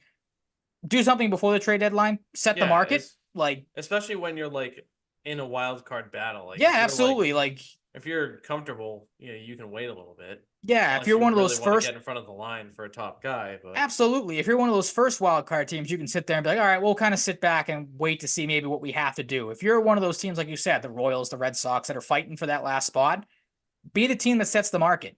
Go out and put the pressure on some of these other teams to maybe adjust to you and be like, okay, well, the Red Sox went out and traded for Nathan Eovaldi. We're 2 games behind them for the wild card race. What do we do to try to stack up against them? Don't be the team that sits there and watch Eovaldi. Again, I'm just using him as an example. Watch him go to the Royals and then be like, crap, he went to the team that's ahead of us. The fucking Royals. Yeah, like, don't be that team. Be the proactive one. Don't be the reactive one. The Royals love guys that were like linked to the Red Sox or our former Red Sox. They've got Hunter Renfroe, Red Sox Midwest. They've got Waka. They've got Seth Lugo, who was linked to the Red Sox, I believe, a little bit. And if they got Eovaldi, like, speaking of former Red Sox, real quick, do you have any thoughts on JBJ signing with the Mets? Just good to see him back in the game. Like, I know he was a guy that was not written off, but like you kind of see the career was coming to an end with the last couple of years he had. Couldn't really stick anywhere. Good to see him getting a second chance. Love JBJ. Are you being sarcastic or are you being? Yes. Yeah, I was just gonna say he'll love him actually for the defense, but yeah, the 4 strikeouts a game, it's not gonna be something he appreciates all that much. Do you have any before because again, I always do the little, some of the bigger names I think will get dealt, some of the ones I don't.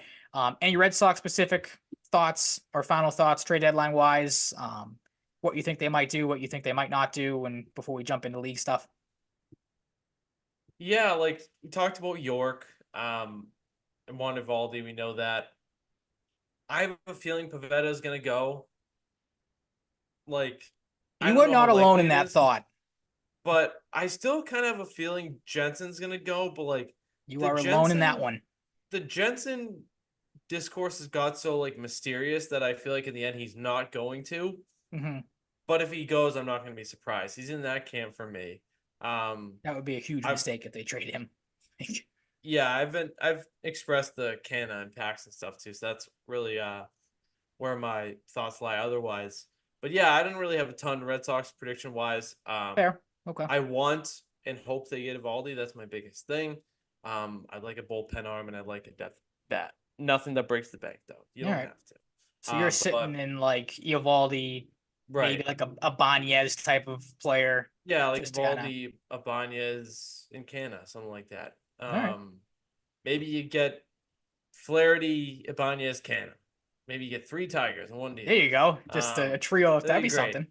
You heard it here first. But yeah, like I said earlier, I have a couple of your predictions, like specific predictions that I am on board with and think are likely. Mhm. So I will let you get to those and then give my thoughts. Yeah, there's a couple of names bigger names I don't think will be moved. Like I said, Scrooble. I don't know why I always add an R to his name. Um, I think he sticks in Detroit. Like I said, the Tigers have to start building something. He is the sure thing with Detroit. I think he's going to win the Cy Young. Maybe I got to look again to see what Burns' stats are, but it feels like Scrooble has kind of pulled away. Um, he'd get a huge return for the Tigers, Like no doubt huge. about it. But I just think he's one of those guys. You'll hear the rumors all day. You'll get to whatever it is, 4 o'clock is the deadline or 3 o'clock.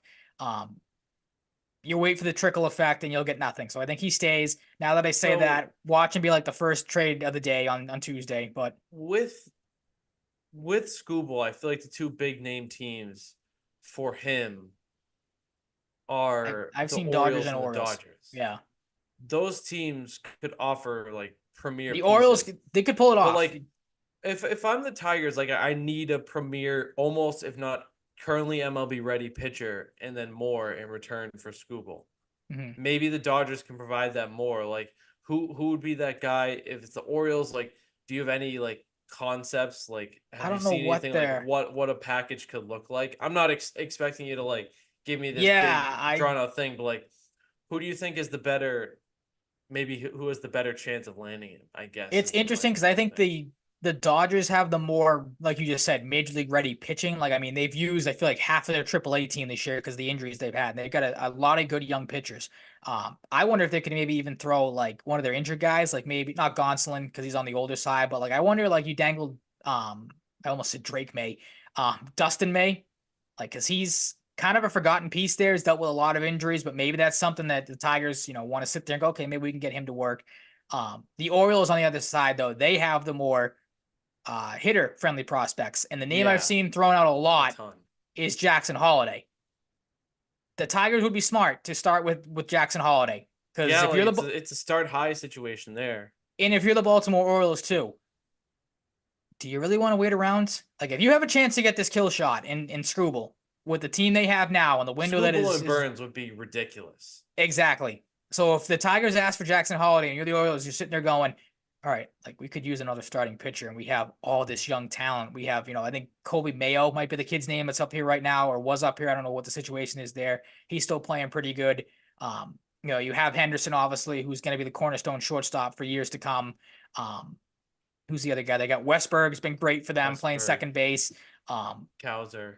Cowser's been good. Yeah. Jackson Who's the Holiday, other like kid? The blonde hair kid. I'm drawing a blank of the name of. They have Herstad. lots of blonde hair. What's the name? Is it the outfielder Herstad? Maybe. Okay. Hmm. But yeah, Yeah, I you don't said know. they got a lot of young guys, a lot of good young players. So many young guys to the point where they get That all look the memes to same. death. Like they all look the Yeah. same. Yep. Like They got the just the gaggle of long hair blonde kids. But yeah, if you're the Tigers, like you go to Baltimore and you're like, where's this kid gonna play for you? When's he gonna play for you? Like you don't really have a spot for him right now, and he was not that great when he was up here for you in the first place. Granted, I think Baltimore kind of rushed him up here. So I'd start there with them, and I honestly think Baltimore could put a better package together of pitching and hitting compared to the Dodgers. Like I don't know what the Dodgers have for hitting prospects, but I would have to think Baltimore is in a better situation. But I don't know. I just for some reason I don't think he's going to go, and I don't think Luis Robert's going to go. I would hate it if your prediction was right, if he gets packaged with Kopech and goes to the Yankees, because that would be insane. But White Sox are kind of in the same boat. Like they need to build around somebody, and yeah, he would get a huge return for them if they were able to move him or trade him. But it doesn't look like they're going to keep Crochet. Like he's not the guy they're going to build around. Robert, I think, signed an extension a couple years ago too, so maybe the contract situation factors in as well. Um, I just don't think he moves. I think he stays in Chicago. That's one of those ones too where I feel like a lot of people are going to be like, okay, he's definitely going to get moved. And then there's maybe some letdown by the end of the day that Luis Robert is still a White Sox at the end of the trade deadline. yeah. I mean that team is atrocious. They're in such a bad, like they need to blow their whole team up. And like, it would also be typical White Sox for them to be like, no, we're going to keep him. We're putting our foot down. We're not moving Luis Robert. And Yeah, then you don't get they like have nothing. that? Don't they have that ancient owner who's like 90 years old still? I Is don't is know. Reinsdorf their owner? The name sounds familiar, but I'm not 100% sure. Jared Reinsdorf, doesn't he own the Bulls and the White Sox? Something, yeah, Bulls Okay. and White Sox. Two Um, teams that are not in good shape. Go from what I've figure. seen on like Twitter and stuff, it seems like White Sox fans fucking hate Jerry Reinsdorf. I mean, Um, look at that team. that's a Look what's team. happened to That's a them. team at this point. Like they might just be stuck in this state for a while, no matter Mediocrity who they for a long trade. time. Yep. Like the Marlins, like the Rockies, like the Athletics for a while now. Like Hmm. Yeah, I you mean, could the definitely put them in Athletics there. had some shine when they had like Chris Davis in their prime. Mark Cannon was around there too. Like, but they were never like this big contender like I remember. So No, God, no. Sean Manaea was good for a while, but Yep. No, hit the Red Sox. uh, Just some of the other big names because there's a couple that I think will get moved. Brent Rooker, a guy that I think you've been waiting on as well. You had him as one of your bigger named moves, or yeah, bigger guys moved. I went back and looked because I was texting you the other day. I thought I predicted him to the Phillies last year at the trade deadline show that we did, and the TikTok as well. It was the Guardian, so I wasn't right, you unfortunately. suck. I was, yeah, I'm not good at predictions. What can I say? Although I looked it up. I did have Jordan Montgomery to the Rangers, and look how that worked out. So that was pretty smart on my part. I'll take credit for that one. But yeah, Brent Rooker, he's been linked to the Phillies. They needed a right-handed hitter. They need an outfielder. Wouldn't hate it if the Red Sox inquired on Rooker, but I think he's just destined to be a Philly. We've seen Dave Dombrowski. If he wants someone, he's going to go out and get them, or make a pretty damn good chance to do so. So I think he ends up with the Phillies. You say Kikuchi, I think he ends up as a Guardian. I kind of want to say Guardian or Royal. I think whichever team is going to prioritize pitching more, they're gonna end up with Kikuchi. I feel like he's a good fit for both of those teams that both need some starting pitching depth. Rengifo, I think, is gonna end up going to the Braves. Their offense has not been good this year. I feel like everyone has underperformed. Ozzy Albies is now hurt. The Braves honestly might be cursed. I don't know if you saw they just signed Whit Merrifield the other night, and then I think in warmups he took a ground ball off the finger and was listed day to day. So now there's concerns if maybe he'll play or not. So maybe he's heading to the injured list, and then they have no second baseman again. So I think Rengifo would be a good fit there. Maybe energizes that team that could definitely use a bat in the middle of that lineup. You talked about potential reliever Michael Kopech going to the Yankees. I think Tanner Scott's destined there. Like the Yankees need hitting and maybe some starting pitching depth as well. And for some reason, I feel like every time the Yankees need hitting, they go pitching for whatever reason. So I think they'll try to solidify that bullpen a little more and go out and get Tanner Scott. Make the guy shave his beard because the Yankees are so fun. So much fun that they don't want Jazz Chisholm, apparently. I sent you that tweet earlier today that they don't think he'd be a Domingo good fit. Germán's all good though.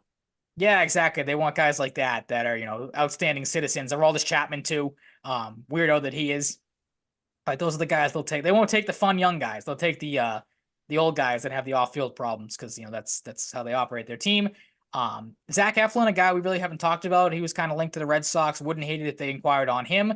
But we talked about the Dodgers needing starting pitching. I think they'll make a play on him with, their injuries. They do have guys coming back. That's obviously why. What happens?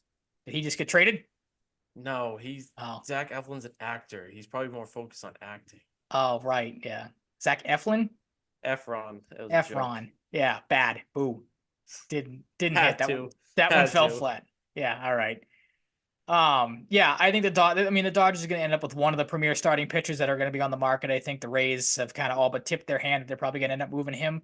So I think the Dodgers will go after him. Wouldn't surprise me if the Dodgers go 2-for-1 because I said earlier they're linked to Rosarena as well. Maybe they package him and Eflin together, through a couple of prospects at the Rays, and get a good little haul there. Jack Flaherty, I think he's heading to Houston. Astros need starting pitching. They've overtaken that American League West division. That's been a dogfight and probably will be right to the very last day of the season with Seattle. We've seen the Astros, work wonders with the Tiger acquisition at the trade deadline before, getting Justin Verlander. So maybe you double dip there, you go get Jack Flaherty, and he ends up helping that team make the playoffs. Mason Miller, that's the big name I know I said Tanner Scott as maybe the best reliever move. I kind of contradicted myself there because I think Mason Miller, he ends up in Philadelphia as well. They go 2-for-1 with Oakland. Wouldn't surprise me if this is a package deal. It's going to take a huge package. Like the Phillies are going to have to give up a decent amount of prospects to get both those guys. But again, I've said it before, Dave Dombrowski wants somebody. he'll go out and get it. He'll figure it out. Yeah. Mason Miller would be a great add for that bullpen. That might be the one weakness of that Philadelphia Phillies team. Their bullpen has been spotty at times. I feel like so get Mason Miller, lock that thing down, and be good to go. Jazz Chisholm, who I mentioned, linked to the Pirates. I think Pittsburgh makes a surprise move. Like they're right in the thick of things. You look up at the wild card race; they're not that far out. Um, they need they need a superstar, and quite honestly, to go along with Paul Skeens. You get Jazz Chisholm, who I think is not outstayed his welcome in Miami. But there's links, not links. What's the word I'm looking for? Other than rumors, we'll say rumors. That he might be on the way out in Miami. They may be looking to move him. So I think Pittsburgh, who has been linked to him beforehand, I saw the other day, makes a play on Jazz Chisholm, gets another back, gets another star for that Pirates team. Hope still, just getting him energizes that team and pushes them to the final wild card spot. Arozarena, I mentioned earlier, linked to the Dodgers, but I think the Mariners, like if you look at the Mariners, they are bottom half in like everything offensive category. If the Rays don't want a Arozarena anymore, I think the Mariners, who I think just lost, who's the center fielder? Julio Rodriguez, I think he's out now with an injury. You get a Arozarena to replace him, try to right that ship until he comes back, whenever that may be. That'd be a good get for the Mariners, trying to make a push in that division that's become kind of complicated with the Astros. And then the big one, Garrett Crochet. We talked about Scooble maybe going to Baltimore. I think Crochet is the one that ends up in Baltimore. I said it earlier. Baltimore needs one final kill shot. You get a bona fide starter. To like you said earlier with Scooble, you pair Crochet with Burns, you get a pretty good 1-2 punch. And the Orioles look like a very formidable foe to deal with. If they don't, and they do already, let's be honest. But you get Crochet, that's going to be great for that rotation. You push kind of everybody down into another role that they should be in with that rotation, and you go from there for the Orioles. Yeah, I love it. Renhefo too is one of those guys like, especially with what you said about the Braves hitting wise, like they would just turn him into someone awesome, even more awesome too. Absolutely. Well, and the two I was cluing at that I like the most, Brent Rooker just feels like a Philly, like a Philly power bat they add. So that makes a ton of sense. I like watching him hit home runs. Crochet, like you make good points with the whole Scooble thing too. Like Scooble's much less realistically moving than Crochet, it feels like. The Tigers aren't very good, but they're not even close to like White Sox bad, and it makes no sense for the White Sox to keep Crochet. So the Orioles, you have to do something. It's not like you don't have an ace, you have Burns, but like yeah, exactly. you want to win a World Series this year. Like the buildup has been worth it. You saw the fruits of your labor last year. Build on it. Try and go for one this year. I like that a lot. Okay. But yeah, that's where I'm at. All right, and then like you said, you think Michael Kopech is going to be a Yankee as well. That would stink. And bolder prediction, Robert as well, or Robert, whatever the All fuck. right. I've heard Robert, I've heard Robert. It's one of those names. I Nobody feel like it knows what changes it every is. year. Like Yeah. I've been in the same spot you're in right now, trying to figure out what the hell the guy wants to be called by. So, Yeah, stupid. but yeah, that is it for MLB That's it trade for deadline baseball. stuff, and maybe we'll get lucky and there'll be a trade before the end of the show tonight. Hopefully. Maybe But, that'd be cool. We're 6 days away, mhm. so we shall see. A little bit on football. Matthew Judon, a lot of speculation about him figuring out contract stuff for a while now. But at the end of the day, he doesn't want to go anywhere. But he also wants his due. So it's a little bit of a yin and the yang there. You see him doing his usual thing, throwing passes back and forth with fans. He's still Matthew Judon, but like he wants his due. He doesn't want to move. But like we talked about, I wonder if he still is like, hey, maybe I'll move if I'm going to a contender. So they're trying to figure that out. There was the idea of him being packaged for Ayuk. I don't know how likely that is. What she retweeted. Yep. Yeah, like he. If you're the We've Patriots, you seen do him that too in a trying. heartbrainer really quick too. Like Yeah, that's a yeah. no brainer. No doubt, and I love Judon, but Same. um, I don't know. Like, where was I going with this? I don't know. I was like, I had a train of thought that I lost there. But I guess we can just talk about the how it relates to Ayuk. Like, I did see one thing that was interesting too. Like, a lot of athletic mock trade packages were in like a similar mold that Mhm. the Judon one was. One involved like Alex Highsmith from the Steelers in picks, like one decent pick and a lower end pick, um, for like Ayuk and a late pick. So maybe it is realistic. Maybe they're just spitballing, but I don't know. I also do wonder the whole, just a little Ayuk tangent. If LA needs a receiver, they send Joey Bosa, reunite the Bosa God, bros. that'd be something. I think that makes the most sense. And like, look, I know everybody wants to say, oh, like they're gonna emphasize the O line and the running game. Well, running game is fine, but like they have Gus Edwards and J.K. Dobbins who blows at his leg every year. Yeah. Like, how much are they gonna be able to trust the run game? And I love Gus, but like, he's not like a Jonathan Taylor, Christian McCaffrey, No, like yeah. Nick Chubb type. Um, I don't know. Like the Ayuk stuff is interesting. I'm glad that we found out what we did. There was like speculation about it, like the Patriots were going to be in on him. We got more details on that, or like additional confirmation. But the Judon stuff, like I'm kind of 50-50 on. Like I don't really care what they do. Like Okay.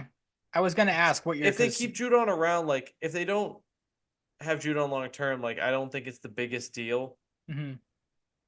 But like I'm not like chomping at the bit like you have to get something for him. I kind of feel like in the back of my mind they're just gonna get something done and this is gonna mean nothing. And it's gonna be like another year or two, but like it's not gonna be like as big of a thing like a blow up like people are Mhm. somewhat expecting maybe. Like I feel like Okay. a lot of people out there are like, oh my god, like this is gonna lead to something big like with Judon, like they're gonna have to trade him, he's gonna request a trade or something. Maybe I'm wrong.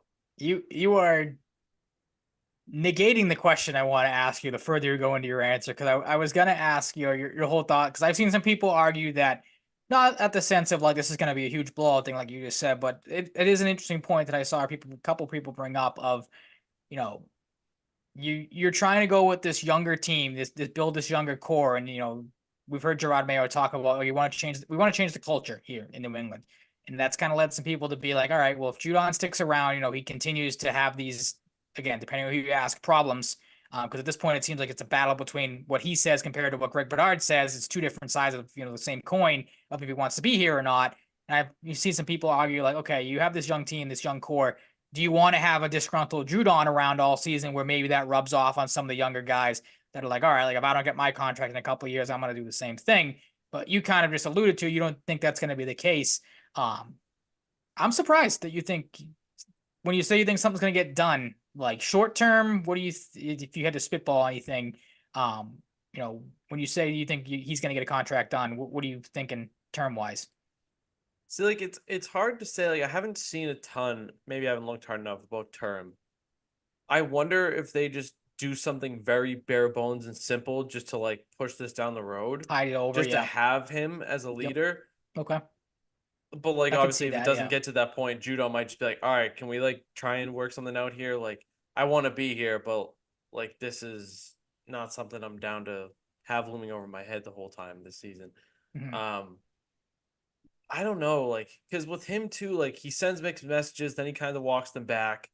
Like you never know with Judon. He's That's kind of a yeah. strange guy, and he does it to himself, and he does it to like play into like the speculation and I get think he people does just fired up. yeah, just to bug people. Absolutely. At the same time, and like I'm going at this a lot of different angles, I could see him being kind of pissed off about this. Yeah. Oh, it's interesting because There again, is a scenario where I could see that. the reason why I ask about the term is because like I don't think you're saying like, oh, you just keep signing them to like keep pushing it off year after year after year. But say they did do something like that, you're gonna get this year after year after years. I'm Yeah. coming to camp, but I'm not playing for the money that I want to play Like for. I'm not.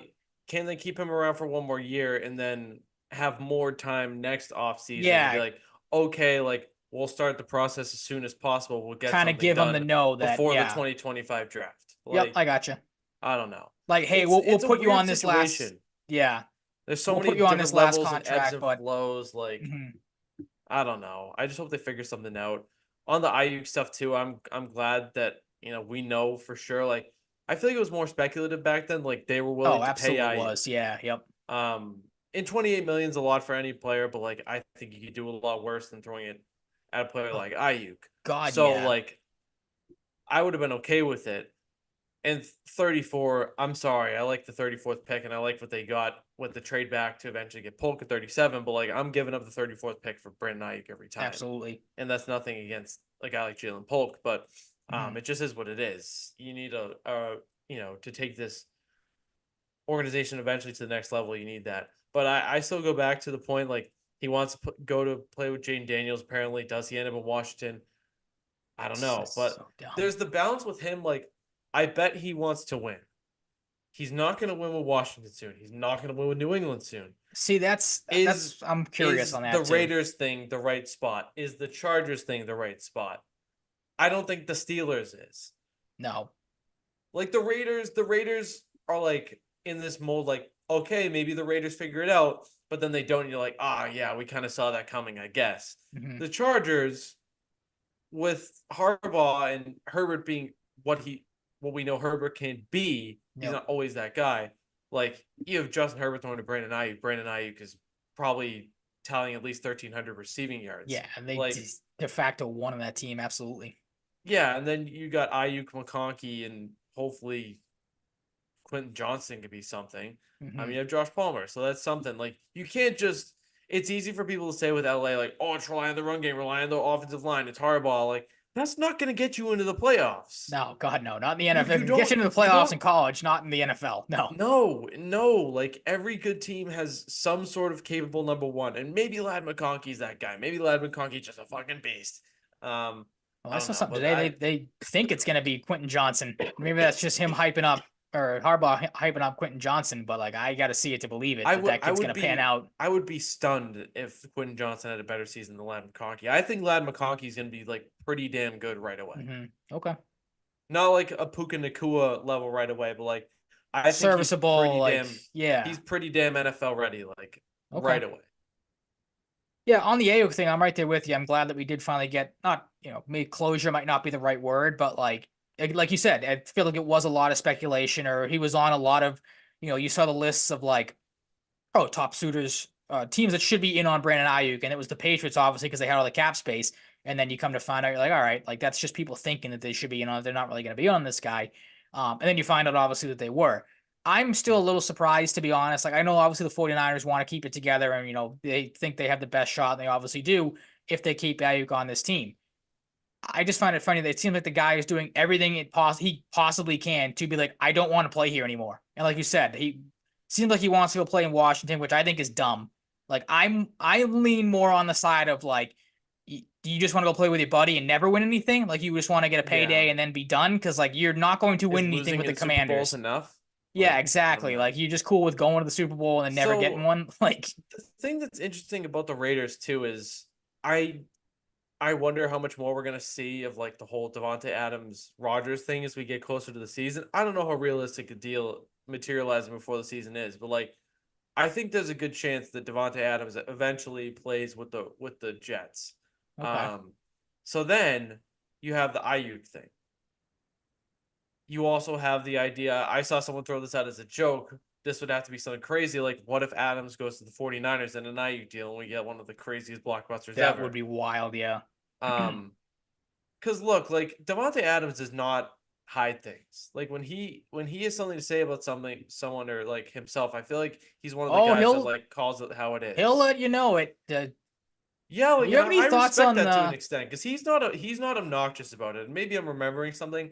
He's very like kind of Did you like it see is what it the is Hard type of Knocks thing. video? Yes. What do you have any thoughts on that? Because maybe the way you're talking, we may have drastically different thoughts on it. Did you have any? Like, there's one Wait, side of the which hard? argument, the one Wait, where he hold get on. Yeah, yeah. Go into what the one you saw. Maybe we saw something different. the one where he got lit up. It was a Patriots game where he got hit and then he came back to the sideline and was bitching and complaining about Garoppolo. Like, this is the Oh most I've been no, hit in my no, life. no, What no! hard? What I'm video did thinking you of see something then? different. I'm thinking of Okay. something different. Disregard, disregard. I Okay, thought, because that, yeah, like, I like Devonte Adams, but I saw that video, and maybe he has a leg to stand on. That he hasn't been hit that hard in his NFL career, and like Garoppolo, we know sucks. Like he's not a good quarterback. But like I saw that video of Adams being like, I never get hit this much in my career. Like, dude, you're in the NFL. Like I get that he's giving you hospital balls at times, like, but that comes with the territory. Like there are yeah. plenty of guys that have gotten hit worse in their careers and bounced right back up. Like you don't act like you are like this untouchable guy. Again, I get that Devontae Adams is a great player, but like I saw that and I'm like, dude, really? Like, yeah, I'm sure you. I don't disagree that you are, you want to put your health at first, and you're going out there and you risking injury. I get that, but like again, know the territory. You're going to get hammered at some point in the NFL. Like the fact that you have been in the NFL as long as you have, and you just still don't want to agree with that. Like that video was kind of shocking to me. Like maybe I'm explaining it poorly, but and I'm sure there's people that will disagree with me. But like I was like, really, you're gonna complain about getting hit in the NFL? Come on, like it's part of the job. Right. And another interesting thing about the 49ers too, Ricky Pearsall, who they just drafted in the second round, is already on the pup list at receiver. So Not good. I don't know. Probably not going to affect Ayuk things that much, but it's just something I wanted to bring up. Okay, I don't know. Like the Ayuk stuff is fascinating. it Like really is. Yeah, maybe he just wants money at this point. Maybe he just it's wants what to it play with seems Jane like. Daniels. Yeah, Maybe he thinks the Commanders have the vision and the Commanders are going to be in the Super Bowl they're a soon. wide receiver away Um, from. Yeah, maybe Jaden Daniels is the next Patrick Mahomes, and we get the Commanders in a Super Bowl sooner than we think. maybe, but But the Ayuk stuff is, from the Patriots angle, I don't know if the Patriots are going to do it anymore. I think that was a pre 2024 draft thing. I'd kind of be surprised if they did it now. Um, yeah, it comes back to something we talked about before the draft. Like we want to see them in on receivers at least, like the mhm, willingness to pay them, the willingness to trade for one, absolutely.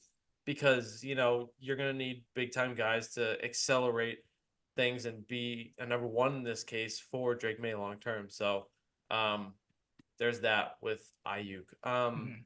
Any thoughts on Drake May? Any thoughts on the one-handed catch by Jalen Rager? Anything?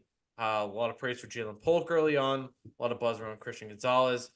Um, Drake May to me just looks so much more natural than Yeah, Mac a couple Jones. videos I That's been saw a on thing for a Twitter. It while. looks more fluid, obviously, than He's what such a more Mac did. natural And athlete. yeah, Everything's more fluid, like you said. mhm. Um, effortless arm strength. Just my God. Mhm. It's really gonna be fun to watch him develop.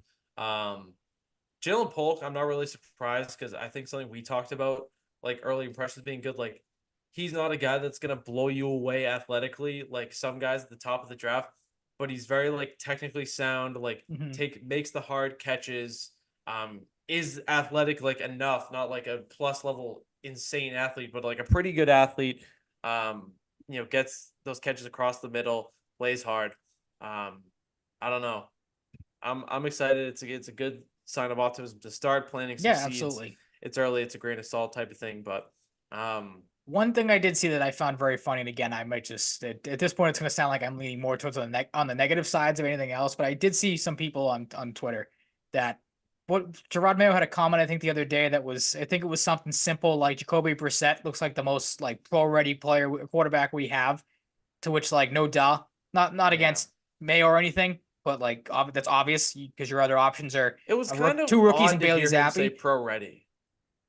But like the point I was gonna make was the amount of people I saw that were legitimately pissed off at that. Like, oh, you great. That means Jacoby Brissett's gonna start. Like again, it goes back to what we've been harping on for anytime we talk about the Patriots is this is gonna be a slow burn. People have to start to realize that. Um, unless maybe Drake May comes out, lights the world on fire, and they do start on week one. But you and I are both in agreement. We have been for a while. That we think it's going to take a couple of games to get him up to speed, and you should have Brissett start the year. But like I said, the amount of people that were like legitimately mad at a simple comment like he's the most pro ready quarterback we have, Let me which just plant again, like this I say, seed, like just people. yeah, exactly, and also just realize that he's not telling you anything crazy. He is the most pro ready quarterback they have because he's the longest tenured one they have. Let me plant these seeds. The Patriots will be bad this year. They You won't be don't good. say. Wow, what makes you But say that? They got the worst you are win you total, are by the way. getting you are getting in the top 10 of next year's draft, which is where they will pick. They're getting number one according to Vegas. Did you see that the Panthers jumped them for win totals Apparently, for some yeah. reason? I don't know how that happened. What the Panthers have done recently, You but This is what you're looking at. You're looking at two franchise left tackle prospects. It looks like early on, one from LSU, Will Campbell, one from Texas, Kelvin Banks Jr. And then you got Luther Burden the third from Missouri and Tatwara McMillan from Arizona. Just, just, just wait, keep that in the back of because your it's minds. because it's Yeah. gonna be worth it. Mhm. I look, we had the receiver offensive tackle debate. I've heard about Luther Burden before he became in the spotlight as a Missouri recruit. Like I've heard a lot about him for a while through my old job. So I'm kind of like, yeah, I knew this was gonna happen with Luther Burden. Like it's kind of like the LeBron meme, but Mhm. I knew he was gonna be this good. Um, Gotcha. the outlook on these offensive tackles, Banks and Campbell, is pretty sick right now. So you're getting one of those two positions, I think, next year. So be excited about that And because there will be they're people. all four of those guys are pretty absurd looking prospects early on right now. So Uh, remember those four names. and I'm sure there will be people, if that happens come draft night, that'll be pissed they drafted a tackle in the first round. Like, because you can't please anybody, Yeah, apparently. the Will Campbell especially looks like a fucking a Animal. maniac. Yeah, a complete animal. So be excited about that. Like we're early on in training camp. Just be excited football's back. How For about the that? Let's people start there. that too. Like we're in purgatory right now, and that's nothing against baseball. And I've Mhm. watched a little tennis this summer to fucking get into something. We have Jeez. the Olympics now. Tennis is actually kind of fun to watch. We're gonna probably see Drake May sometimes this year, guys. We're gonna see him. Like it's gonna be okay. Would you rather have Drake May come in early and stink or get hurt? I definitely wouldn't. Because then I sure I've said fucking this from wouldn't. day one. Then you have the comparison. You will 100% have people comparing him to Mac Jones. Oh, here we go again. This is again. People need to realize the team around him is not that great. So like, if the offensive line No matter the falters, the wide basis, receivers stink. Like no matter the basis, people are like, oh look, another Drake May first round sucks. quarterback that's Wasted. not gonna Yeah. pan out. Yep. Should have traded back for JJ McCarthy. Mhm. People will say that. I'm just putting that out there. Yep. Um, yeah, I don't know. Football we're so close in college football. The football college football game is out I was too. gonna say the game or actual college football. Turning no both, but like we're getting closer and closer to college football. Turning Mhm. BC into a powerhouse in that game is hard. I It's bet it hard. is. It's hard. Like, yeah. It's hard. And also I just I'm learning. I'm learning the recruiting ins and outs and stuff. So Mhm. um should we Did you shift do to some a? quick I was gonna yes, say, did you do a what's the one where you it's not create a player or be a pro, Road to whatever Glory? their version of it. Did you flunk I out of haven't school done yet? Road to Like I've seen Glory. some people on No, across and I'm Twitter, really like looking forward to playing Road to Glory. mhm. Um, for throwback's sake, the last time I played Road to Glory, I might just be a white running back at Stanford again Okay, because that's what I did in 2014. Tore it there up. you I go, think I got drafted in the first round by like the Steelers or the Packers. It was unbelievable. there you go. Maybe I'll do that again. Maybe it's destiny. Bring it back, Um, yeah. maybe a white running back from Stanford will get drafted in the first round by the Steelers and Packers in the real 2025 draft. Who You never knows? know. Maybe I'll be inspiration. But um, Sam Hauser signed a 4-year extension, Ryan, and that's Hmm. about all we have for Celtics talk. But it's just maybe not the last piece of the puzzle for what they had to do because we have the O'Shea Brissett thing lingering. But like last piece of the Is there puzzle, I news on guess. him? Did I No, but miss like we still something? have the Oh, okay. O'Shea. No, like I say, like he's the last piece of the puzzle because I feel like at this point O'Shea Brissett's just never Oh, gonna come gotcha, back. gotcha. I heard you wrong. Okay. Like he's gonna Um, go get somewhere else, but get his money somewhere else. But Sam Hauser, 4x45. I don't know if I expected a specific number of years for him, but four, I guess. Like maybe I expected two or three, that's what I just so he expected. could Yeah. he balls out here as a guy that's a spot starter here and there, and then comes a full-time starter if he keeps this trajectory in 2 or 3 years. But I mean, best executive in sports. Mhm. Yeah, Brad there's not Stevens. even. I texted you this the day I think Saturday when it happened. Um, Hilarious. All the people that were like, "Oh, how is Brad Stevens going to keep this team together?" There's no way. Like the Celtics window is like this year and next year. They're not going to be able to keep this team together. And Brad Stevens just continues to, whatever analogy you want to use, whip it out onto the table, just middle finger everybody. Like it's insane what he's doing. And it's going to sound like we're just, riding the coattail, being the homers here, being Celtics fans, but like it is absolutely incredible what he has been able to do from contract standpoints. It feels like everybody except for the obvious ones of like Tatum, Brown, the max extensions. It seems like everyone he has signed has gotten some sort of discount and has been perfectly fine with it. Like Yeah, everyone knows like White could have gotten more money on the open market next year. Hauser, like you said, if he played out his contract as it was, played another year, had good, probably could have gotten more money on the market when Right. he hit it. Like, And like when you're paying Brown, Tatum, and the rest of the crew that much, giving a bench guy 11 and a quarter means nothing. no, Like God, no. you're already pot committed like $750 million to like 2, 3 or 4 players plus. So yeah, like Sam Hauser locked up, like he's money off the bench. He has his ugly moments, but I think his good moments outweigh the ugly, and I don't think the ugly moments are super common. So this is a player you should love Not to as much as have. they used to be. Yeah. I am concerned that they signed a guy that got sick from alcohol on the parade float. Bad locker room cancer. It's weak. Yeah. Um, Bad locker room cancer. cue up, cue up the headlines. So I feel bad for Bailey Shireman. Like, he was touted, like, when he got drafted, it's like, oh, this will be Sam Hauser's replacement. Like, this is the next Sam Hauser. And now the guy's like, all right, you're we going. have both. You're going. We have It's 3 exciting whites on the bench. 4. Well, we don't know if Jordan Walsh is going to be good enough yet. He's not a white guy. I have Pritchard, Cornette, Hauser, and Shireman. 4. Forgot about Cornette. And if you maybe throw Jordan Drew Walsh Peterson like, in there. He's a light skinned guy. I don't really know who that is. Like, yeah, he was the guy that they kind of showed sitting under the basket. Him and I always say PJ Davison, JD Davison. They were off, not even on the bench in the playoffs. They got like floor seats under the basket because there was just too many people on the bench. Could be another exciting white, but he didn't play a whole lot. Oh, they get 5. They get Mihailuk too. They get a whole starting unit. Did they sign him? I thought he was a free agent. Oh, is he still a free agent? I don't know. I didn't know if he had like some sort of fee, option or fee. Yeah.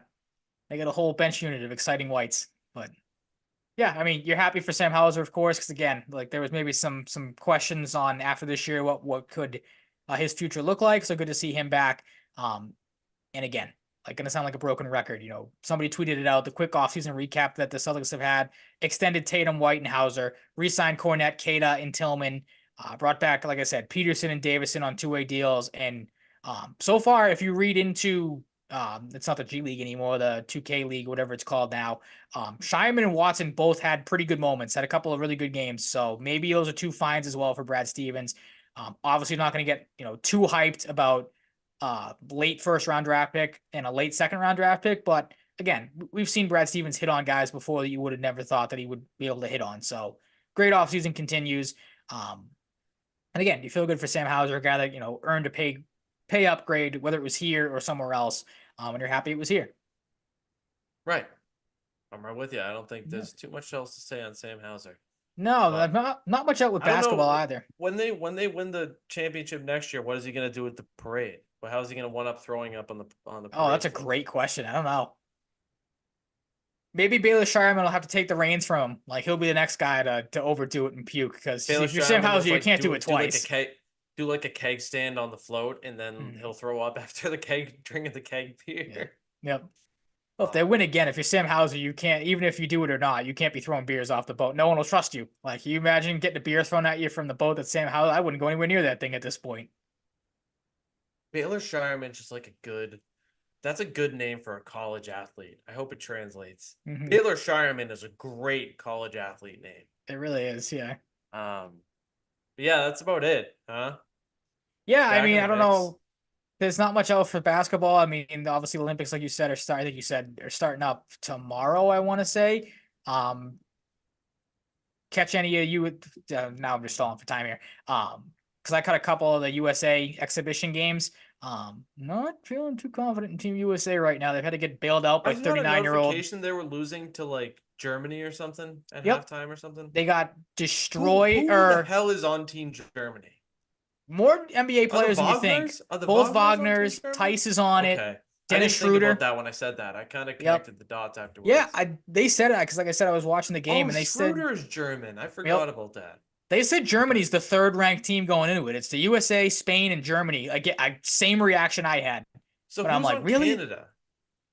Dylan Brooks, Olynyk. Dylan Brooks isn't No. C.D. Osman, no, he's not Canadian. No, I was gonna say Siakam, but that sounded dumb. No, because why did I think Siakam? Because he played for Toronto, but I don't know if he is Canadian. I think that just mixed up. I feel like we're missing an obvious one. He's from Cameroon. Oh I yeah, think him playing for the Cameroon, Raptors just Canada, seas. put him Yeah. into put the fact that he's Canadian into my brain. Hmm. Um, But isn't yeah, like like Norm Powell Canadian or something? he He's might another be. Raptor, but I think he's actually Canadian. There is, I was gonna say, there is another well-known player that I think that we're missing that's Canadian. You're right. Cameroon and Canada pretty close in like the CA Yeah, category, yep. so I see how you mix that close up. enough. Come on, guys. But yeah, just thoughts on that. Watching a couple of those games, I tweeted it out a couple times. I think I even may have said it to you.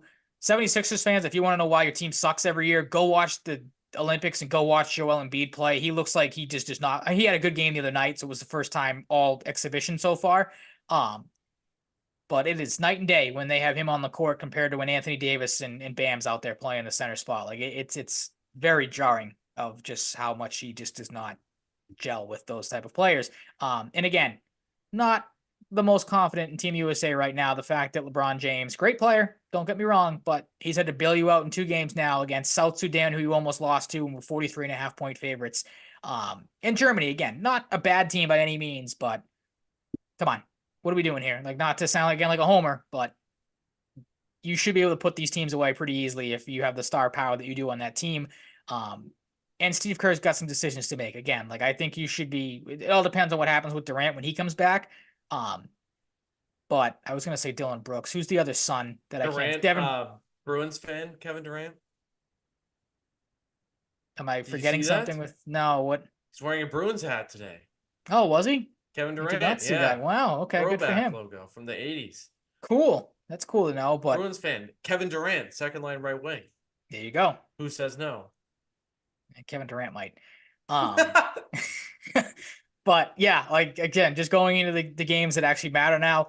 If you're Steve Kerr, the lineup you should be rolling with is if you want to put Durant in it, if he's healthy, go for it. Dylan Brooks, not Dylan Brooks, I keep saying that. Devin Booker should be nowhere near your starting lineup. He's done nothing in these qualifying games so Have far. you actually watched these qualifying games? So you just like read up about them or both? The last couple Fridays, obviously working from home. They've been on, so I've kind of caught them, had them on in the Yeah, don't they background. play in like the afternoon? Yeah, some of them are weird times. Yeah, Like one of okay. them, I That's think the weird. game last week Maybe was not because it's the Olympics, maybe but 1 in the afternoon. Um, but if I was them, I would start Anthony Davis. I'd have LeBron at the 4. I'd have Durant as your 3. Anthony Edwards, who had his moments of being a ball hog on again against Germany, but he's had a good playoff so far, or not playoffs, a good exhibition so far. Maybe you start him as your 2, unless you want to go with Tatum, because Tatum's had really good moments as well. Not to sound like a Celtics homer. And then Steph is your point guard, obviously. right. And that's the lineup you should be rolling with. That's the lineup that is your death squad. Because those have been 5 of the better players. Like Booker has not done it for me. Embiid's not done it for me. Holiday's been good off the bench, but you're not going to start him over Steph Right. Curry. Again, it all depends on what Durant looks like when he comes back. But I don't know. Like, All right. So I'm not putting. we're talking Durant. Mhm. We're talking Durant joking with the Bruins. Who would be a better fit on the Toronto Maple Leafs? Joel Embiid, Paul George, or Kevin Durant? You're going off of what? Like softness, just not showing up in the think playoffs? Like Durant, I think Durant would just fit there. It's not like with the playoffs. I don't know, like Durant would just fit there to me. Paul George or Joel Embiid, I don't know if it's that clear cut. Embiid's my choice, 100%. Yeah, Guy that disappears in the playoffs and George disappears in the playoffs, hasn't won anything. That's true. I don't know. It's tough because now I'm trying to think. Like, you got to think too. Like Austin Matthews is always in the running for MVP. Like Embiid's always in the running for MVP. Like George doesn't have the major accolades that like George is like a Mitch Marner. I was just gonna say that he's like Marner Nylander territory. Like and more Marner than anything else. But actually, I don't know. Like I think Durant's a good comp for Marner because then Marner's been like super whiny this offseason. Or there's been like stuff with him, hasn't there been? Yeah, not really much this offseason. There's just been the speculation is he going to get traded or not? Okay, Durant's had that in the past before. Like he's been kind of hard to deal with at times. So I feel like you could maybe comp him with.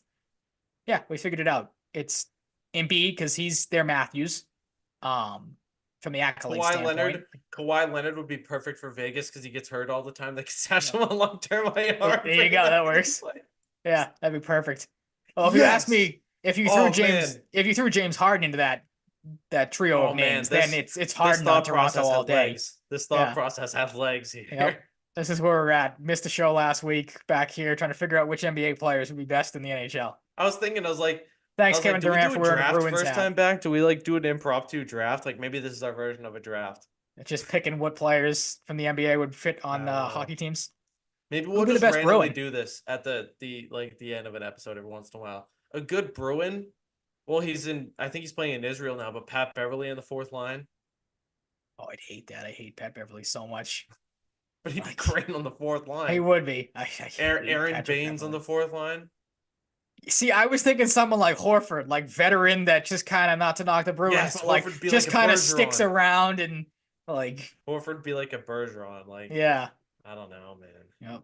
Oh, is there That's something. there's an NBA player that's from Massachusetts, isn't it? Who's Georges Niang? Georges maybe Niang is from Methuen, I think. whichever NBA player or players is from Massachusetts or the surrounding Boston area. Those are the ones that are playing on the Bruins because we know how Don Sweeney operates. So that's where we're going. Oh, isn't it like Pat Connaughton? Yes, It's a white guy. yes. Yeah, there you go, Pat Connaughton. Oh yeah. Yeah. Pat Connaughton, if he was a hockey player, would have went to like Northeastern, been like a Yep. fifth round pick by the Bruins. Mm-hmm. Any Checking just off all the looking it up, boxes. yeah. Born in Massachusetts. Yeah, all right. I Yeah, feel like we don't this need like to look at Massachusetts NBA players. no. I think that's gonna wrap it up. I think so. Kind of got off on a little bit of a tangent there at the end, but it ended We're up having being some fun. It's the summer. ended up It's, being we're in the entertaining. Absolutely, we made it more we're in entertaining like than you thought it would be. we're in like the Death Valley of sports right now. How do you set that up Um, in the when we do the wrap up or like when we do the timestamps? What do you yeah. qualify that?